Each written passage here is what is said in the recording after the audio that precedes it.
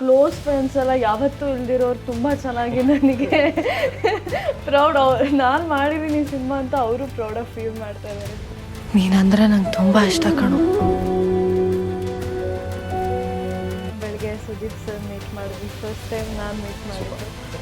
So ಅಲ್ಲಿದ್ದ energy vibe ಆಗಿರ್ಬೋದು ಅಥವಾ ಸರ್ ಸಪೋರ್ಟ್ ಮಾಡಿದ್ದು ಅವ್ರದ್ದು ರಿವ್ಯೂ ಆಗಿರ್ಬೋದು, ಅದು ಇನ್ನೂ ಕಾನ್ಫಿಡೆನ್ಸ್ ಕೊಟ್ಟು. ಎಲ್ಲರೂ ಒಬ್ರಿಗೊಬ್ರು ಅಡ್ಜಸ್ಟ್ ಆಗೋದೇ ಜೀವನ ಅಂತಾರಲ್ವಾ ಆಕಾಶ್? ಹಂಗೆ ಹೇಳೋರಲ್ಲಿ ಎಷ್ಟು ಜನ ಆ್ಯಕ್ಚುಲಾಗಿ ಖುಷಿಯಾಗಿದ್ದಾರೆ ಅಂತ ಅನ್ಸುತ್ತೆ ನಿಮಗೆ? ವೆಲ್ಕಮ್ ಟು ದ ಇಂಡಸ್ಟ್ರಿ ಅಂತ ಆ ಒಂದು ಮೊಮೆಂಟ್ ನನಗೊಂಥರ ಪ್ರೈಸ್ಲೆಸ್ ಮೊಮೆಂಟ್. ನಮ್ಮ ಕನ್ನಡದಲ್ಲಿ ಎಲ್ಲ ಸ್ಟಾರ್ಗಳಿಗೂ ಅದೊಂದು ಒಳ್ಳೆ ಗುಣ ಇದೆ. ಸಿನಿಮಾ ಪರವಾಗಿಲ್ಲ, ನಂಗೆ ನಾಟಕಗಳು ಮಾಡಬೇಕು ಅನ್ನೋ ಒಂದು ತುಂಬ ತೀರಾ ಆಸಕ್ತಿ. ಓಕೆ, ನನಗೂ ಮೇ ಬಿ ಅದೇ ಥರ ಯಾವುದೋ ಒಂದು ಕತೆ ಹೇಳ್ತಾರೆ ಅಂದ್ಕೊಂಡು ಬಂದ್ಮೇಲೆ ಗೊತ್ತಾಯ್ತು ಅದು ಲವ್ ಸ್ಟೋರಿ ಅಂತ. ನನಗೂ ನೀನಂದ್ರೆ ತುಂಬ ಇಷ್ಟ. ಸೀರಿಯಲ್ ಮಾಡಿದ್ರೆ ಮೂವೀಸಿಗೆ ತಗೊಳ್ಳಲ್ಲ ಕೆಲವರು, ಅದು ಭಯ ನನಗೆ ತುಂಬಾ ಇತ್ತು. ಒಬ್ಬರೇ ಹೋದಾಗ ಐ ಥಿಂಕ್ ಇನ್ನೂ ಆದಷ್ಟು ಸುಮಾರು ವಿಷಯಗಳು ಸಿಗತ್ತೆ ಅಂತ ನನ್ನ ನಂಬಿಕೆ. ಹೊಸ ಜನ, ಹೊಸ ಜಾಗ, ಹೊಸ ಎಕ್ಸ್ಪೀರಿಯನ್ಸ್ ಸೇರಿದಾಗಲೇ ತಾನೇ ಆ ನೆನಪುಗಳು ಇನ್ನಷ್ಟು ಕಾಲ ಗಟ್ಟಿಯಾಗಿರುತ್ತೆ. ವೈಸ್ ಆ್ಯಂಡ್ ಓಪನ್ ಮ್ಯಾನ್, ಆ ವೈಸ್ ಮ್ಯಾನ್. ಆ ಹುಡುಗ ಇದ್ದಾನಲ್ಲ ತುಂಬ ಚೆನ್ನಾಗಿ ಕಾಣಿಸ್ತಿದ್ದಾನೆ, ಅವನಿಗೋಸ್ಕರ ನಾನು ನೋಡೋಕೆ ಹೋಗ್ತೀನಿ. ಈಗ ನೀವು ಹೇಳಿದ್ರೆ ತಪ್ಪಾಗುತ್ತೆ.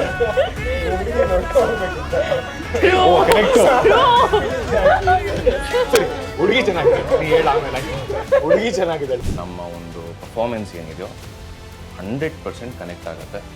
ಒಂದು ತುಂಬ ಇಂಪಾರ್ಟೆಂಟ್ ಕಥೆ ಇದೆ, ಒಂದು ತುಂಬ ಇಂಪಾರ್ಟೆಂಟ್ ವಾಯ್ಸ್ ಇದೆ, ಒಂದು ದೃಷ್ಟಿಕೋನ ಇದೆ.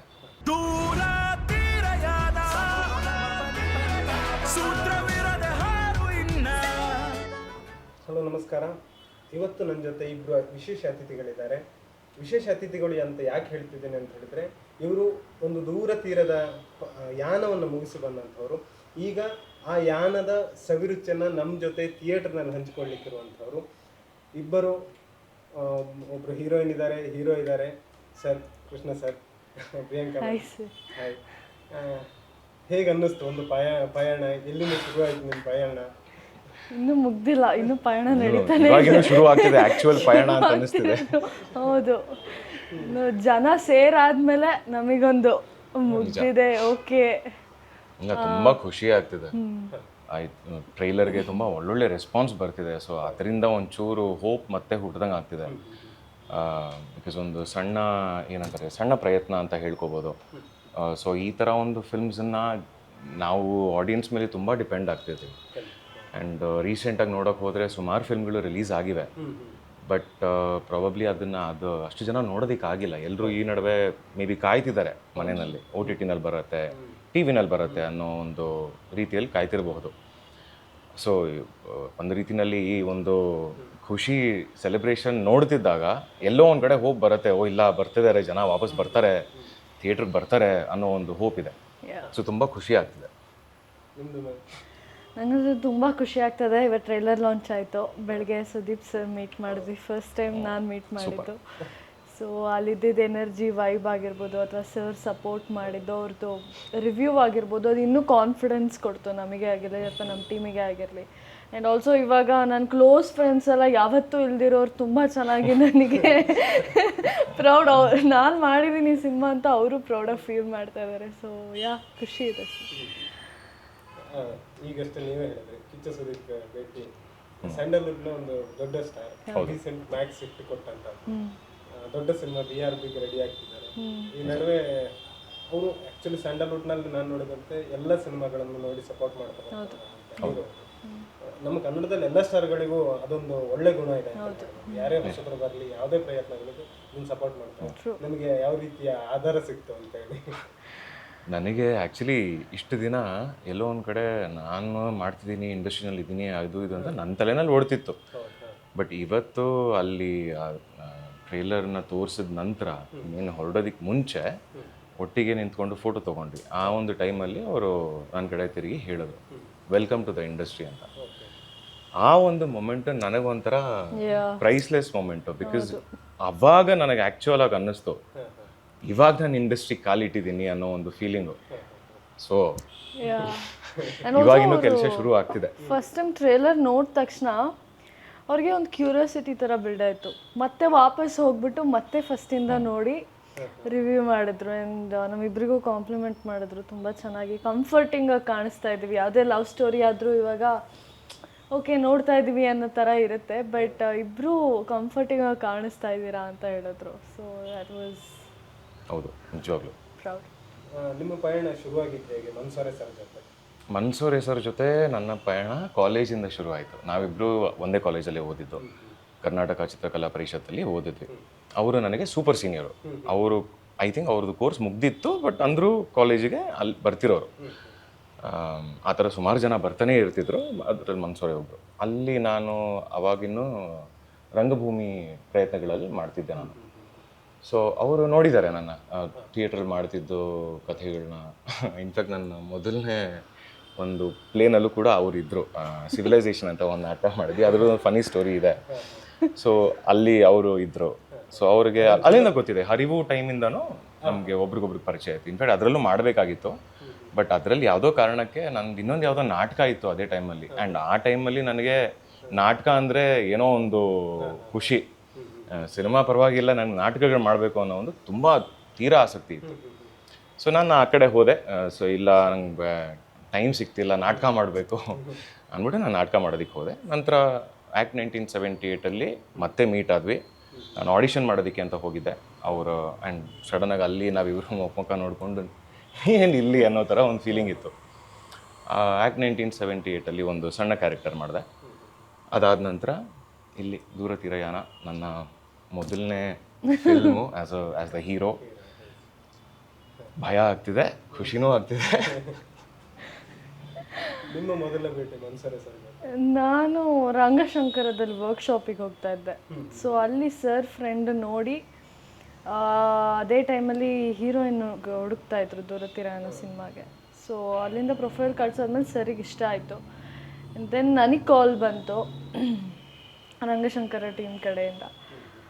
ದೆನ್ ಲೈಕ್ ಓ ಮನ್ಸೂರೆ ಸರ, ನಾನು ಅವ್ರದ್ದು ಆ್ಯಕ್ಟ್ 1978 ಸಿನಿಮಾ ನೋಡಿದ್ದೆ. ಅದರಲ್ಲಿ ಅದೇ ಫೀಮೇಲ್ ಲೀಡ್ ಒಂದು ಸ್ಟೋರಿ ನಂಗೆ ಅದು ತುಂಬಾ ಇಷ್ಟ ಆಗಿತ್ತು ಆ ಸ್ಟೋರಿ. ಸೊ ಸಮಥಿಂಗ್ ಸಿಮಿಲರ್ ಅದೇ ಥರ ಸರ್ ಏನೋ ಮಾಡಿದ್ರೆ ಒಂದು ಫೀಮೇಲ್ ಓರಿಯೆಂಟೆಡ್ ಏನೇ ಮಾಡಿದ್ರು ತುಂಬ ಚೆನ್ನಾಗಿ ತೋರಿಸ್ತಾರೆ. ಸೊ ಅದೊಂದು ಕಾನ್ಫಿಡೆನ್ಸ್ ಇತ್ತು. ಇಟ್ಸ್ ಲೈಕ್ ಓಕೆ, ನನಗೂ ಮೇ ಬಿ ಅದೇ ಥರ ಯಾವುದೋ ಒಂದು ಕತೆ ಹೇಳ್ತಾರೆ ಅಂದ್ಕೊಂಡು ಬಂದ್ಮೇಲೆ ಗೊತ್ತಾಯಿತು ಅದು ಲವ್ ಸ್ಟೋರಿ ಅಂತ. ಓಕೆ, ಇನ್ನೊಂದು ಲವ್ ಸ್ಟೋರಿ ನೋಡೋಣ, ಕತೆ ಕೇಳೋಣ ಅಂತ ಅಂದಾಗ ಈ ಸ್ಟೋರಿ ಹೇಳಿದ್ರು. ನಂಗೆ ತುಂಬಾ ಇಷ್ಟ ಆಯಿತು. ತುಂಬ ಮೆಚೂರ್ಡ್ ರಿಲೇಷನ್ಶಿಪ್. ಈಗ ನಾರ್ಮಲಾಗಿ ಏನು ಲವ್ ಸ್ಟೋರಿ ನಾವು ನೋಡ್ತೀವೋ ಅದನ್ನು ಬಿಟ್ಟು ತುಂಬ ರಿಯಾಲಿಟಿಯಾಗಿ ಹೆಂಗಿರುತ್ತೆ ಅನ್ನೋದನ್ನು ತುಂಬ ಚೆನ್ನಾಗಿ ತೋರ್ಸೋಕೆ ಹೊರಟಿದ್ದಾರೆ ಸರ್. ಸೊ ಅದಕ್ಕೆ ಐ ವಾಸ್ ಲೈಕ್ ಇನ್ಸ್ಟೆಂಟಾಗಿ ಎಸ್ ಸರ್ ನಾನು ಮಾಡ್ತೀನಿ ಅಂತ ಅಂದೆ. ಸೊ ಅದರಿಂದ ಇದಾಯಿತು. ಇಬ್ಬರಿಗೂ ಕಿರುತೆರೆ ಪರಿಚಯ ಇದೆ ಅಂತ ಹಾಂ, ಕಿರುತೆರೆಯಿಂದ ಹಿರಿತೆರೆ ಅಂತಾನೆ ಹೇಳ್ಬೋದು. ಈ ಬೆಳ್ಳಿ ಪರದೆಯಲ್ಲಿ ಮಿಂಚುವ ಹೇಗೆ ಈ ಚೇಂಜಸ್ಗಳೇನಿತ್ತು ನಿಮಗೆ, ಏನೇನು ಫೀಲ್ ಆಯ್ತು ಅಂತ ಹೇಳಿ? ಅಂದರೆ ಅಲ್ಲಿಂದ ಇಲ್ಲಿಗೆ ಸ್ವಿಚ್ ಆಗುವಾಗ ಇದು ಮೊದಲ ಪ್ರಯತ್ನ ಅಲ್ಲ, ಹಾಗಾಗಿ ಅಂದರೆ ಈ ಸಿನಿಮಾ ಮಾಡ್ತಿರ್ಬೇಕಾದ್ರೆ ನನಗೆ ಅಷ್ಟೊಂದು ಮುಂಚೆ ಅನ್ನಿಸ್ತಿತ್ತು. ಮುಂಚೆ ಎಸ್ಪೆಷಲಿ ರಂಗಭೂಮಿಯಿಂದ ಸ್ಕ್ರೀನಿಗೆ ಬಂದಾಗ ಒಂದು ಡಿಫ್ರೆನ್ಸ್ ಅಂತ ಅನಿಸೋದು. ಬಟ್ ನಂತರ ಐ ಥಿಂಕ್ ಆ ಒಂದು ಸೇಮ್ ಅದೇ ಕಂಫರ್ಟ್ ಇಲ್ಲಿ ಬೆಳೆದ ನಂತರ ಇಲ್ಲ, ಇದು ರಂಗಭೂಮಿ ಥರನೇ ಫೀಲ್ ಆಗ್ತಿದೆ ಅನ್ನೋ ಥರ ಒಂದು ಕಾನ್ಫಿಡೆನ್ಸು, ಒಂದು ಕಂಫರ್ಟು ಇವೆಲ್ಲ ಬೆಳೀತು. ಸೊ ಅಷ್ಟೊಂದಿಲ್ಲ. ಬಟ್ ಸಿನಿಮಾ ಆದ ನಂತರ ಇದೆಯಲ್ಲ ಕೆಲಸಗಳು, ಅಲ್ಲಿ ತುಂಬ ಅಂದರೆ ತುಂಬ ಡಿಫ್ರೆನ್ಸ್ ಇದೆ ಅಂತ ಡೆಫಿನೆಟಾಗಿ ಅನ್ನಿಸ್ತಿದೆ. Because cinema audience medium, theatre ಅನ್ನೋದು ಆ್ಯಕ್ಟರ್ಸ್ ಮೀಡಿಯಮ್ಮು. ಬಿಕಾಸ್ ಅಲ್ಲಿರೋದು ಒಂದು 300 ಜನ, ಇಲ್ಲಿ ಅಂದರೆ 300 ಜನ into so many theatres. So ಹಾಗಾಗಿ ಐ ಥಿಂಕ್ ಅವ್ರನ್ನ ರೀಚ್ ಮಾಡೋದಕ್ಕೆ ಇದೆಯಲ್ಲ, ಅದು ಆ ಒಂದು ಕೆಲಸನೇ ಐ ಥಿಂಕ್ ಮೇಯ್ನ್ ಕೆಲಸ ಅಂತ ಅನಿಸುತ್ತೆ. ಎಸ್ಪೆಷಲಿ ಹೀರೋ ಆಗಿ ಹೀರೋಯಿನ್ ಆಗಿ ಬಂದವ್ರಿಗೆ ಐ ಥಿಂಕ್ ಆ್ಯಕ್ಟಿಂಗ್ ಅನ್ನೋದು ಓಕೆ, ಅದು ಈ ಎಸ್ಪೆಷಲಿ ಇವತ್ತಿನ ದಿನ ಎಲ್ಲರೂ ಮಾಡ್ತಾರೆ, ಎಲ್ರಿಗೂ ಬರುತ್ತೆ, ಎಲ್ರಿಗೂ ಆ ಒಂದು ಇನ್ಫಾರ್ಮೇಷನ್ ಇದೆ, ನಾಲೆಡ್ಜ್ ಇದೆ, ಎಲ್ಲರೂ ಮಾಡ್ಬೋದಾಗಿರೋವಂಥ ಒಂದು ಕೆಲಸ. ಬಟ್ ಅದು ಮುಂದೆ ಇರೋ ಮಾರ್ಕೆಟಿಂಗ್ ಆಗಲಿ, ಪಬ್ಲಿಸಿಟಿ ಆಗಲಿ, ಅದರಲ್ಲಿ ಐ ಥಿಂಕ್ ಸುಮಾರು ವಿಷಯಗಳಿದೆ ಕಲಿಯೋದಕ್ಕೆ, ಯೋಚನೆ ಮಾಡೋದಕ್ಕೆ, ಕೆಲಸ ಮಾಡೋದಕ್ಕೆ. ಸೊ ಅಲ್ಲಿ ನನಗೆ ಭಾರಿ ದೊಡ್ಡ ಡಿಫ್ರೆನ್ಸ್ ಇದೆ ಅಂತ ಅನಿಸುತ್ತೆ. ನಿಮ್ಮ ಎಕ್ಸ್ಪೀರಿಯನ್ಸ್, ನೀವು ಬೇರೆ ಭಾಷೆಯಿಂದ ಇಲ್ಲಿಗೆ, ಬೇರೆ ಭಾಷೆ ಅನ್ನಲ್ಲ, ನಮ್ಮ ಸೋದರ ಭಾಷೆಯಿಂದ ಇಲ್ಲಿಗೆ ಬಂದವರು. ಹೌದು. ನನಗೆ ಸಿನಿಮಾನೇ ಫಸ್ಟ್ ಮಾಡಬೇಕು ಅನ್ನೋದು ಆಸೆ ಇತ್ತು ಡೈರೆಕ್ಟಾಗಿ. ಬಟ್ ನನಗೆ ಫ್ಯಾಮಿಲಿ ಬ್ಯಾಕ್ಗ್ರೌಂಡಲ್ಲಿ ಏನೂ ಇರಲಿಲ್ಲ, ಯಾರೂ ಸಿನಿಮಾ ಮಾಡಿದ್ದಿಲ್ಲ ಅಥವಾ ಇನ್ಫ್ಯಾಕ್ಟ್ ಅವರೆಲ್ಲ ಇದ್ರ ವಿರುದ್ಧನೇ ಇರೋರು. ಸೊ ನಂದು ಇಡೀ ಫ್ಯಾಮಿಲಿಗೆ ನಾನೇ ಮೊದಲನೇವಳು. ಸೊ ನನಗೆ ಹೇಗೆ ಬರಬೇಕು ಅಂತೆಲ್ಲ ಏನೂ ಗೊತ್ತಿರಲಿಲ್ಲ. ಒಂದೊಂದ್ಸಲ ಅಪ್ಪ ಜೊತೆ ಬಂದ್ಬಿಟ್ಟು ಆಡಿಷನ್ ಕೊಟ್ಬಿಟ್ಟು ಹೋಗ್ತಾ ಇದ್ದೆ. ಸೊ ಆ್ಯಂಡ್ ದೆನ್ ಒನ್ ಟೈಮಲ್ಲಿ ಅಪ್ಪ ಸರಿ ನೀನೇ ಹೋಗ್ಬಿಡ್ವಾ, ಇನ್ಮೇಲೆ ನಾನು ಬರೋದಕ್ಕಾಗಲ್ಲ, ನನಗೂ ಕೆಲಸದಲ್ಲಿ ಬ್ಯುಸಿ ಇರ್ತೀನಿ. But at the same time ನಾನು ಇನ್ನೂ ಓದ್ತಾನೂ ಇದ್ದೆ, ಪಿ ಯುನಲ್ಲಿದ್ದೆ ಇನ್ನೂ. ಸೊ ಅವಾಗ್ನಿಂದಲೇ ಆಡಿಷನ್ ಕೊಡೋದಕ್ಕೆ ಶುರು ಮಾಡಿದೆ. ಆ್ಯಂಡ್ ಒನ್ ಟೈಮಲ್ಲಿ ಗಿವ್ ಅಪ್ ಮಾಡಿದೆ. ಓಕೆ ಇದು ಆಗೋದಿಲ್ಲ ಪ್ರಾಬಲಿ, ನಮ್ಮಪ್ಪ ಹೇಳ್ದಾಗೆ ಸ್ಟಡೀಸೇ ನೋಡ್ಕೋಬೇಕಾಗತ್ತೆ ನಾನು ಅಂದ್ಕೊಂಡು. ಆ್ಯಂಡ್ ನಮ್ಮಪ್ಪ ಎಜುಕೇಷನಲ್ ಆಫೀಸರು. ಆಮೇಲೆ ಸರಿ ಅಂದ್ಕೊಂಡು ಸುಮ್ಮನಾದೆ. ಆ್ಯಂಡ್ ಒನ್ ಡೇ ಕಾಲ್ ಬಂತು ನಂಗೆ ಸೀರಿಯಲ್ಗೆ. ನಾನು ಅಂದೆ ಇಲ್ಲ ನಾನು ಬರಲ್ಲ, ನಂಗೆ ಇಷ್ಟ ಇಲ್ಲ ಅಂತ ಅಂದೆ. ಇಲ್ಲ ಬನ್ನಿ, ನಾವು ಆಲ್ರೆಡಿ ಫೋಟೋಸ್ ಎಲ್ಲ ನೋಡಿ ಸೆಲೆಕ್ಟ್ ಮಾಡಿದ್ವಿ, ಸುಮ್ಮನೆ ಬಂದೋಗಿ ನೀವು ಅಂತ ಅಂದರು. ಸರಿ ಹೋದೆ, ಆಡಿಷನ್ ಕೊಟ್ಟೆ. ಆ್ಯಂಡ್ ದೆನ್ ಆಡಿಷನ್ ನಂಗೆ ಇನ್ನೂ ಏನೂ ಟ್ರೈನ್ ಆಗಿರಲಿಲ್ಲ ಅವಾಗ. ಸೊ ಆ್ಯಂಡ್ ದೆನ್ ಅವರೇ ಟ್ರೈನ್ ಮಾಡಿ they wanted me probably.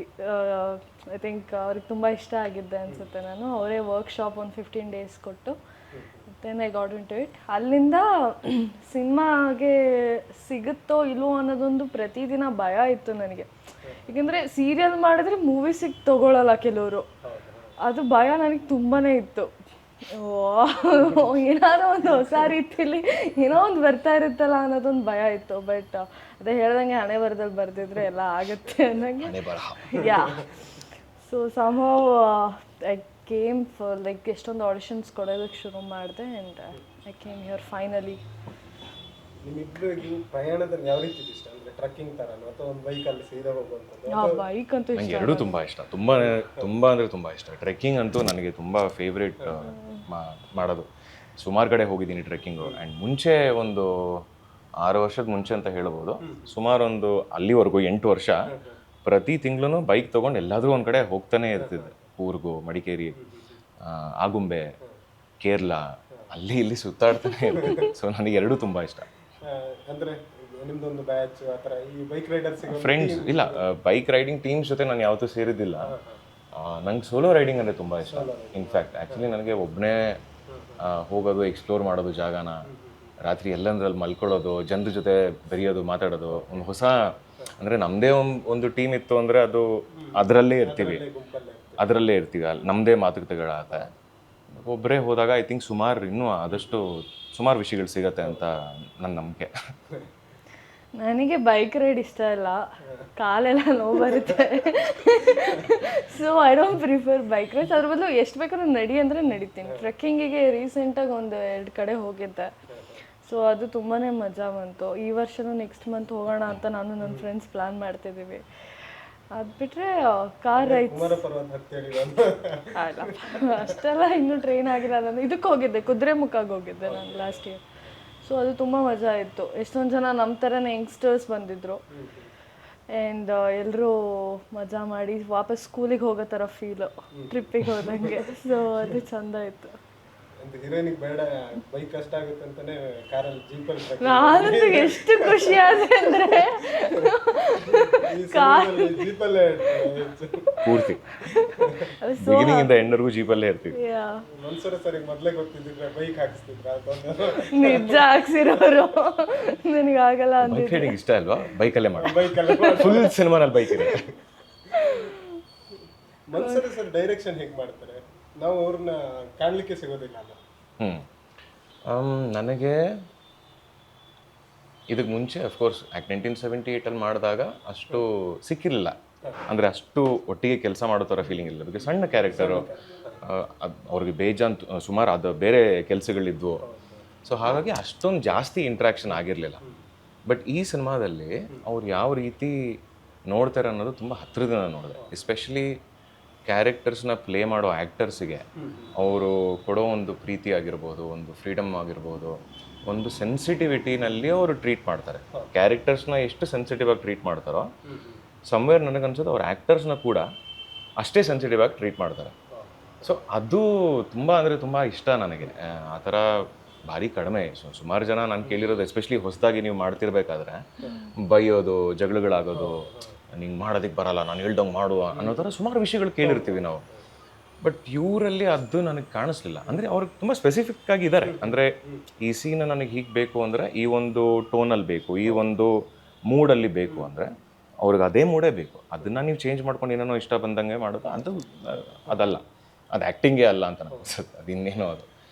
But ಅವೆಲ್ಲ ಇಟ್ಕೊಂಡಿರ್ಬೇಕಾದ್ರೆ ಆ ಒಂದು ಕೊಲ್ಯಾಬ್ರೇಟಿವ್ ಫೀಲಿಂಗ್ ಇದೆಯಲ್ಲ, ಒಟ್ಟಿಗೆ ಕೆಲಸ ಮಾಡೋದು, ನಾನು ಮಾಡ್ತಿರೋ ಕೆಲಸ ನನಗೂ ಇಷ್ಟ ಆಗ್ತಿದೆ, ನಿಮಗೂ ಇಷ್ಟ ಆಗ್ತಿದೆ. ಸೊ ಇಬ್ಬರು ಇಷ್ಟದ ಜೊತೆಗೆ ಒಂದು ಪ್ರೀತಿಯಿಂದ ಆ ಕ್ಯಾರೆಕ್ಟರ್ನ ಬೆಳೆಸ್ತಾ ಹೋಗ್ತೀವಿ. ಸೊ ಆ ಒಂದು ಜರ್ನಿ ನಂಗೆ ತುಂಬ ಇಷ್ಟ ಆ್ಯಂಡ್ ತುಂಬ ಚೆನ್ನಾಗಿ ನೋಡ್ಕೋತಾರೆ ಅಂತ ನನ್ನ ಅಭಿಪ್ರಾಯ. ಅಂದ್ರೆ ಇದೆಲ್ಲ ಓಕೆ, ಒಂದು ಚಿತ್ರಣ ಒಂದ್ಸರಿ ಸರ್ ಅಂದ್ರೆ ಬೈಯೋದು ಏನು ಇಲ್ವೇ ಇಲ್ಲ. ಇಲ್ಲ, ತುಂಬ ಅಂದರೆ ತುಂಬ ಕಡಿಮೆ. ಅಂದ್ರೆ ನಾವು ಡೈರೆಕ್ಟರ್ ಅಂದ್ಕೊಳ್ಳೆ ಅಂದ್ರೆ ಅದು ಕೋಪ ಮಾಡ್ಕೊಳ್ಳೋದು, ಕೋಪ ಬರಲೇಬೇಕಲ್ಲ ಅನ್ನೋದು. ಇಲ್ಲ, ಇನ್ಫ್ಯಾಕ್ಟ್ ಅವರು ನನಗೆ ಅನ್ಸೋದು ಎಷ್ಟು ಸೆನ್ಸಿಟಿವ್ ಇದ್ದಾರೆ ಅಂದರೆ, ಕೋಪ ಅನ್ನೋದು ಇವಾಗ ಒಂದು ಏನೋ ಒಂದು ತುಂಬ ಇಂಪಾರ್ಟೆಂಟ್ ಕೆಲಸ ನಡೀತಿರ್ಬೇಕಾದ್ರೆ ಅದು ಪ್ರಾಬಬ್ಲಿ ಆಗ್ತಿಲ್ದೇ ಇರಬೇಕಾದ್ರೆ ಯಾರಿಗೇ ಆದರೂ ಕೋಪ ಬರುತ್ತೆ, ಅದು ಬೇರೆ ವಿಷಯ.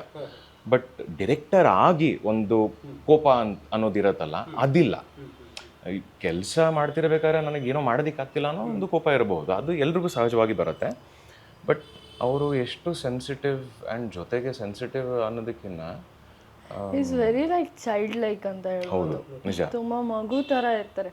ಕೋಪ ಬಂದರೆ ಅದು ಡಿಫ್ರೆಂಟ್ ಶೇಡು, ಟೆನ್ಷನ್ಗೆ, ಆ ಭಯಕ್ಕೆ, ಆ ಟೈಮಲ್ಲಿ ಮುಗಿಸ್ಬೇಕು ಅನ್ನೋ ಪ್ರೆಷರ್ ಇರುತ್ತೆ. ಅಷ್ಟು ಬಿಟ್ಟರೆ is very like soft person, ಮಗು ಥರನೇ ಇರ್ತಾರೆ, ನಮಗೆಲ್ಲ ಬಂದು ರೇಗಿಸ್ತಾ ಇರ್ತಾರೆ, ಮಜವಾಗೇ ಇರ್ತಾರೆ ಅವರು.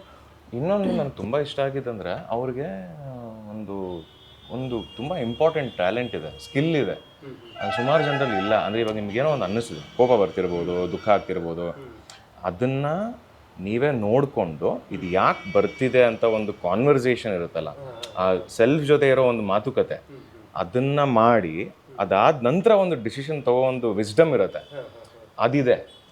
ಸೊ ಅದು ಎದ್ದು ಕಾಣುತ್ತೆ. ಸೊ ಕೋಪ ಅನ್ನೋದಕ್ಕಿಂತ ಅವರು ಅದಕ್ಕಿಂತ ಸುಮಾರು ಮುಂದೆ ಹೋಗಿ ಐ ಥಿಂಕ್ ವಿಚಾರಗಳನ್ನ ಮಾತಾಡೋದಾಗ್ಲಿ, ಡಿಸಿಷನ್ಸ್ ತಗೊಳ್ಳೋದಾಗ್ಲಿ ಮಾಡ್ತಾರೆ. ಒಂದು ಮ್ಯೂಸಿಕಲ್ ಲವ್ ಸ್ಟೋರಿ ಇದು. ನೀವು ಸ್ಟಾರ್ಟಿಂಗ್ ಅಲ್ಲಿ ಹೇಳಿದ್ರೆ ವುಮೆನ್ ಓರಿಯೆಂಟೆಡ್ ಏನೋ ಒಂದು ಕಂಟೆಂಟ್ ಸಿಗುತ್ತೆ ಅಂತ ಆಸೆಲಿದ್ದ ಅವ್ರಿಗೆ.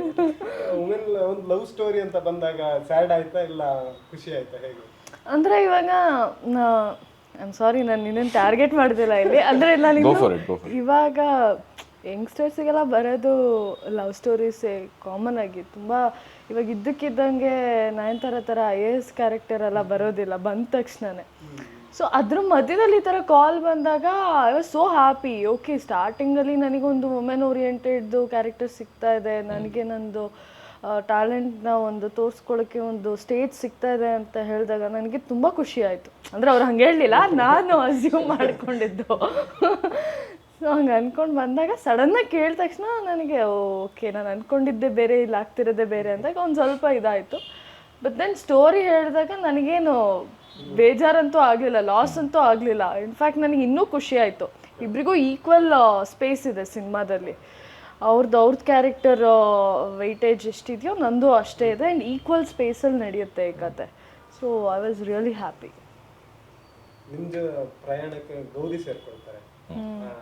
ಗೌರಿ ಅವ್ರ ಜೊತೆ ಆಕ್ಟಿಂಗ್ ಮಾಡುವ ಅಂದ್ರೆ ಶ್ರುತಿ ಹರಿಹರನ್ ಅವ್ರ ಜೊತೆ ಆಕ್ಟಿಂಗ್ ಮಾಡೋ ಅನುಭವಗಳು. ಯಾಕಂದ್ರೆ ನಾತಿಚರಾಮಿಯ ಒಂದು ಅದಕ್ಕಿಂತ ಬಹಳಷ್ಟು ಸಿನಿಮಾಗಳಿದಾವೆ. ಬಟ್ ನಾತಿಚರಾಮಿ ಮನ್ಸೂರ್ ಅವರ ನಿರ್ದೇಶನ ಮಾಡಿದ್ರು, ನಾನು ಅದನ್ನ ಕೋಟ್ ಮಾಡ್ತಾ ಇದ್ದೀನಿ. 5 ನ್ಯಾಷನಲ್ ಅವಾರ್ಡ್ ಸಿಗುತ್ತೆ ಅಂದ್ರೆ ಅವರ ನಟನೆ ಸಾಮಾನ್ಯದಂತ. ಸೊ ಅವ್ರ ಜೊತೆ ನೀವು ನಟನೆ ಮಾಡೋದಾದಂಥ ಅನುಭವಗಳನ್ನ ಹಂಚ್ಕೊಳ್ಳಿ. ಆ್ಯಕ್ಚುಲಿ ಇವ್ರದ್ದು ಇರಲಿಲ್ಲ, ನನ್ನ ಜೊತೆ ಇದ್ದಿದ್ದು. ಬರೋದಕ್ಕಿಂತ ಮುಂಚೆ ಶಿ ಈಸ್ ವೆರಿ ಸ್ವೀಟ್. ನನಗೆ ಮೆಸೇಜ್ ಮಾಡಿದ್ರು ಅವರು, ಇನ್ನು ಶೂಟಿಂಗಿಗೆ ಬಂದೇ ಇಲ್ಲ, ಅವರು ಆಲ್ರೆಡಿ ಮೆಸೇಜ್ ಮಾಡಿದರು ನನಗೆ. I am so happy, I can't wait to see you and be part of your project ಅಂತ ಏನೋ ಮೆಸೇಜ್ ಮಾಡಿದರು ನನಗೆ. ಫಸ್ಟು ಸರ್ ಈ ಥರ ನಾನು ಅವ್ರ ಜೊತೆ ಒಂದು ಸೀನ್ ಇರುತ್ತೆ ಅಂತ ಹೇಳಿದಾಗ ನನಗೆ ಸ್ವಲ್ಪ ಭಯ ಇತ್ತು. ಎಷ್ಟು ದೊಡ್ಡ ನಟಿ, ಅವ್ರ ಜೊತೆ ಹೇಗಿರುತ್ತೆ, ನಾವೇನಾದ್ರು ತಪ್ಪು ಮಾಡಿದ್ರೆ ಹೇಗೆ ತೊಗೊಳ್ತಾರೆ ಅನ್ನೋದೆಲ್ಲ ಸಖತ್ ಭಯ ಇತ್ತು. ಬಟ್ ಆ ಒಂದು ಮೆಸೇಜ್ ನೋಡಿದ ತಕ್ಷಣ ನನಗೆ ಎಷ್ಟು ಖುಷಿ ಆಯಿತು ಅಂದರೆ, she is really sweet and down to earth person ಅಂತಲೇ ಹೇಳ್ಬೋದು.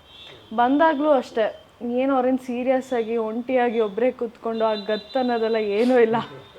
ಫುಲ್ ಮಜಾ ಮಾಡಿಕೊಂಡು ನಮ್ಮ ಜೊತೆನೆ ತರಲೆ ಮಾಡ್ಕೊಂಡಿದ್ವಿ ನಾವಿಬ್ಬರು ಒಟ್ಟಿಗೆ ಕೂಡ. ಆ್ಯಂಡ್ ನಮ್ದು ಇದ್ದಿದ್ದೆ ಟ್ರೆಕ್ಕಿಂಗು, ಏನಷ್ಟು ಡೈಲಾಗ್ಸ್ ಎಲ್ಲ ಇರಲಿಲ್ಲ. ಸೊ ಆ್ಯಕ್ಚುಲಿ ನಾವು ರಿಯಲಾಗಿ ಫೀಲ್ ಮಾಡಬೇಕಾಗಿತ್ತು, ನಮಗೇನದು ಕಷ್ಟ ಅಂತಲೂ ಅನಿಸ್ಲಿಲ್ಲ, ಅಷ್ಟು ಮಜವಾಗಿ ಮಾಡಿದ್ವಿ ನಾವು.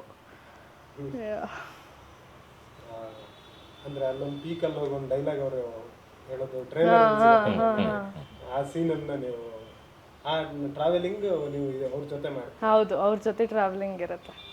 ಒಂದು ಡೈಲಾಗ್ ಹೇಳ್ಬೋದು ಇಬ್ರು, ಟ್ರೈಲರಲ್ಲಿ ಒಂದು ಬರುತ್ತೆ, ನೀವು ತಕ್ಕೊಂಡು ಈಗ ನೆಕ್ಸ್ಟ್ ನಮ್ಮ ಜೀವನ ಸ್ಟಾರ್ಟ್ ಆಗುತ್ತೆ ಅನ್ನೋ ಥರದ್ದು. A woman is a mystery to guide a wise and open man. ಆ ವೈಸ್ ಮ್ಯಾನ್ ನಾನೇ. ಆಕಾಶ್, ರಿಲೇಶನ್ಶಿಪ್ ಅಂದರೆ ಬರೀ ಅಡ್ಜಸ್ಟ್ ಮಾಡ್ಕೊಂಡಿರೋದೇ ಅಲ್ವಾ? ಹೇಳು ಹೇಳು ಹೇಳು. ಅವ್ರು ಹೇಳಿ ಟ್ರೈಲರಲ್ಲಿ ಇರೋದು ಹೇಳಿ ಅಂತ ಅಂದರು. ಹೇಳಿದೆ ಲಾಸ್ಟ್ ಲೈನ್ ಅದೇ. ಓಕೆ ಸರ್, ಆಯಿತು. ಹೋಗಿದ್ರೆ ಎಲ್ಲರೂ ಬರೀ ವಾಯ್ಸ್ ಓವರ್ ಕೊಟ್ಟದ್ದೇನಾರಿಗೆ ನಿಮ್ದು ಒಳ್ಳೆ ಬೇಸ್ ವಾಯ್ಸ್ ಇದೆಯಲ್ಲ ಅದಕ್ಕೆ. Thank you. ಅಂದರೆ ಬೇರೆ ಬೇರೆ ಇಲ್ಲ.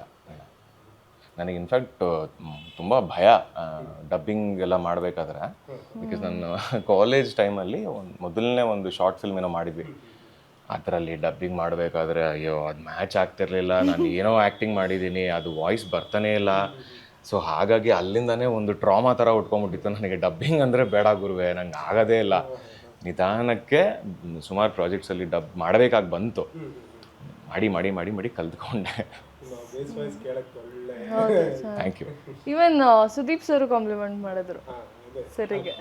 ಕನ್ನಡ ಇಂಡಸ್ಟ್ರಿಯಲ್ಲಿ ತುಂಬಾ ಒಳ್ಳೆ ಬೇಸ್ ವಾಯ್ಸ್ ಕೇಳಕ್ಕೆ ಸಿಗೋದು ಸುದೀಪ್ ಸರ್ನೇ. ಹೌದು, ಅವರು ಕಾಂತಿವೀರ ಸಂಗೊಳ್ಳಿ ರಾಯಣ್ಣ ಸಿನಿಮಾದಕ್ಕೆ ಸ್ಟಾರ್ಟಿಂಗ್ ಅಲ್ಲಿ ನೋಡ್ಕೊಡ್ತಾರೆ, ಅದರಲ್ಲಿ ಒಂದು ಒಳ್ಳೆ ಬೇಸ್ ವಾಯ್ಸ್ ಇರುತ್ತೆ. ಅದ್ರ ತುಂಬಾ ಸಿನಿಮಾಗೆ ಅವ್ರು ಕೊಟ್ಟಿದ್ದಾರೆ. ಈ ಪ್ರಯಾಣ ಅಂತ ಬಂದಾಗ ನಿಮ್ಮ ಈ ಟ್ರಾವೆಲ್ ಬರುತ್ತೆ, ಇದರಲ್ಲಿ ತುಂಬಾ ಜನ ನಿಮ್ಮ ಜೊತೆ ಸೇರ್ಕೊಳ್ತಾ ಮಾಡ್ತಾರೆ. ಶರತ್ ಲೋಹಿತಾಶ್ ಇರ್ಬೋದು, ಈ ಇವ್ರ ಜೊತೆಗೆಲ್ಲ ಅಭಿನಯ ಮಾಡ್ತಾ ನೀವು ಕಲ್ತಂಥದ್ದೇನು, ಹೇಗಿತ್ತು ಆ ಮೂಮೆಂಟ್ಗಳು? ತುಂಬಾ ಇಂಪಾರ್ಟೆಂಟ್ ಆಗಿತ್ತು ನನಗೆ. ಎಸ್ಪೆಷಲಿ ಇವಾಗ ಮೊನ್ನೆ ತಾನೇ ಇನ್ನೊಬ್ರು ಹೇಳ್ತಿದ್ದೆ, ಎಸ್ಪೆಷಲಿ ಯಾರೇ ಆದರೂ ನೀವು ಸೀನಿಯರ್ ಆ್ಯಕ್ಟರ್ ಅಂತ ಹೇಳಿದಾಗ ನಿಮಗೆ ಯಾವುದೋ ಒಂದು ಪ್ರಾಜೆಕ್ಟ್ ಬಂದಿರಬಹುದು, ಅದರಲ್ಲಿ ಯಾರು ಮಾಡ್ತಿದ್ದಾರೆ, ಇವ್ರ ಜೊತೆ ಮಾಡಿದಾಗ ನನ್ನ ಒಂದು ಇಮೇಜಿಗೆ ಯಾವ ಥರ ಡ್ಯಾಮೇಜ್ ಆಗ್ಬೋದು ಅಥವಾ ಪಾಸಿಟಿವ್ಸ್ ಬರುತ್ತೆ, ಎರಡೂ ಆಗುತ್ತೆ. ಅದು ಏನು ಎಂಥದ್ದು ಅಂತ ನೋಡ್ಕೊಂಡು ಮಾಡ್ತಾರೆ. ಎಸ್ಪೆಷಲಿ ಹೊಸಬರು ಅಂತ ಬಂದಾಗ ಐ ಥಿಂಕ್ ಅಷ್ಟು ಸಿನ್ಸಿಯರಾಗಿ ಅಷ್ಟು ಪ್ರೀತಿಯಿಂದ ಬರೋದೇ ಕಷ್ಟ.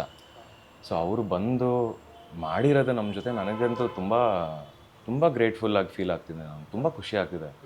ಎಷ್ಟು ಥ್ಯಾಂಕ್ಸ್ ಹೇಳಿದ್ರು ಸಾಲದು ಅನ್ನಿಸ್ತಿದೆ.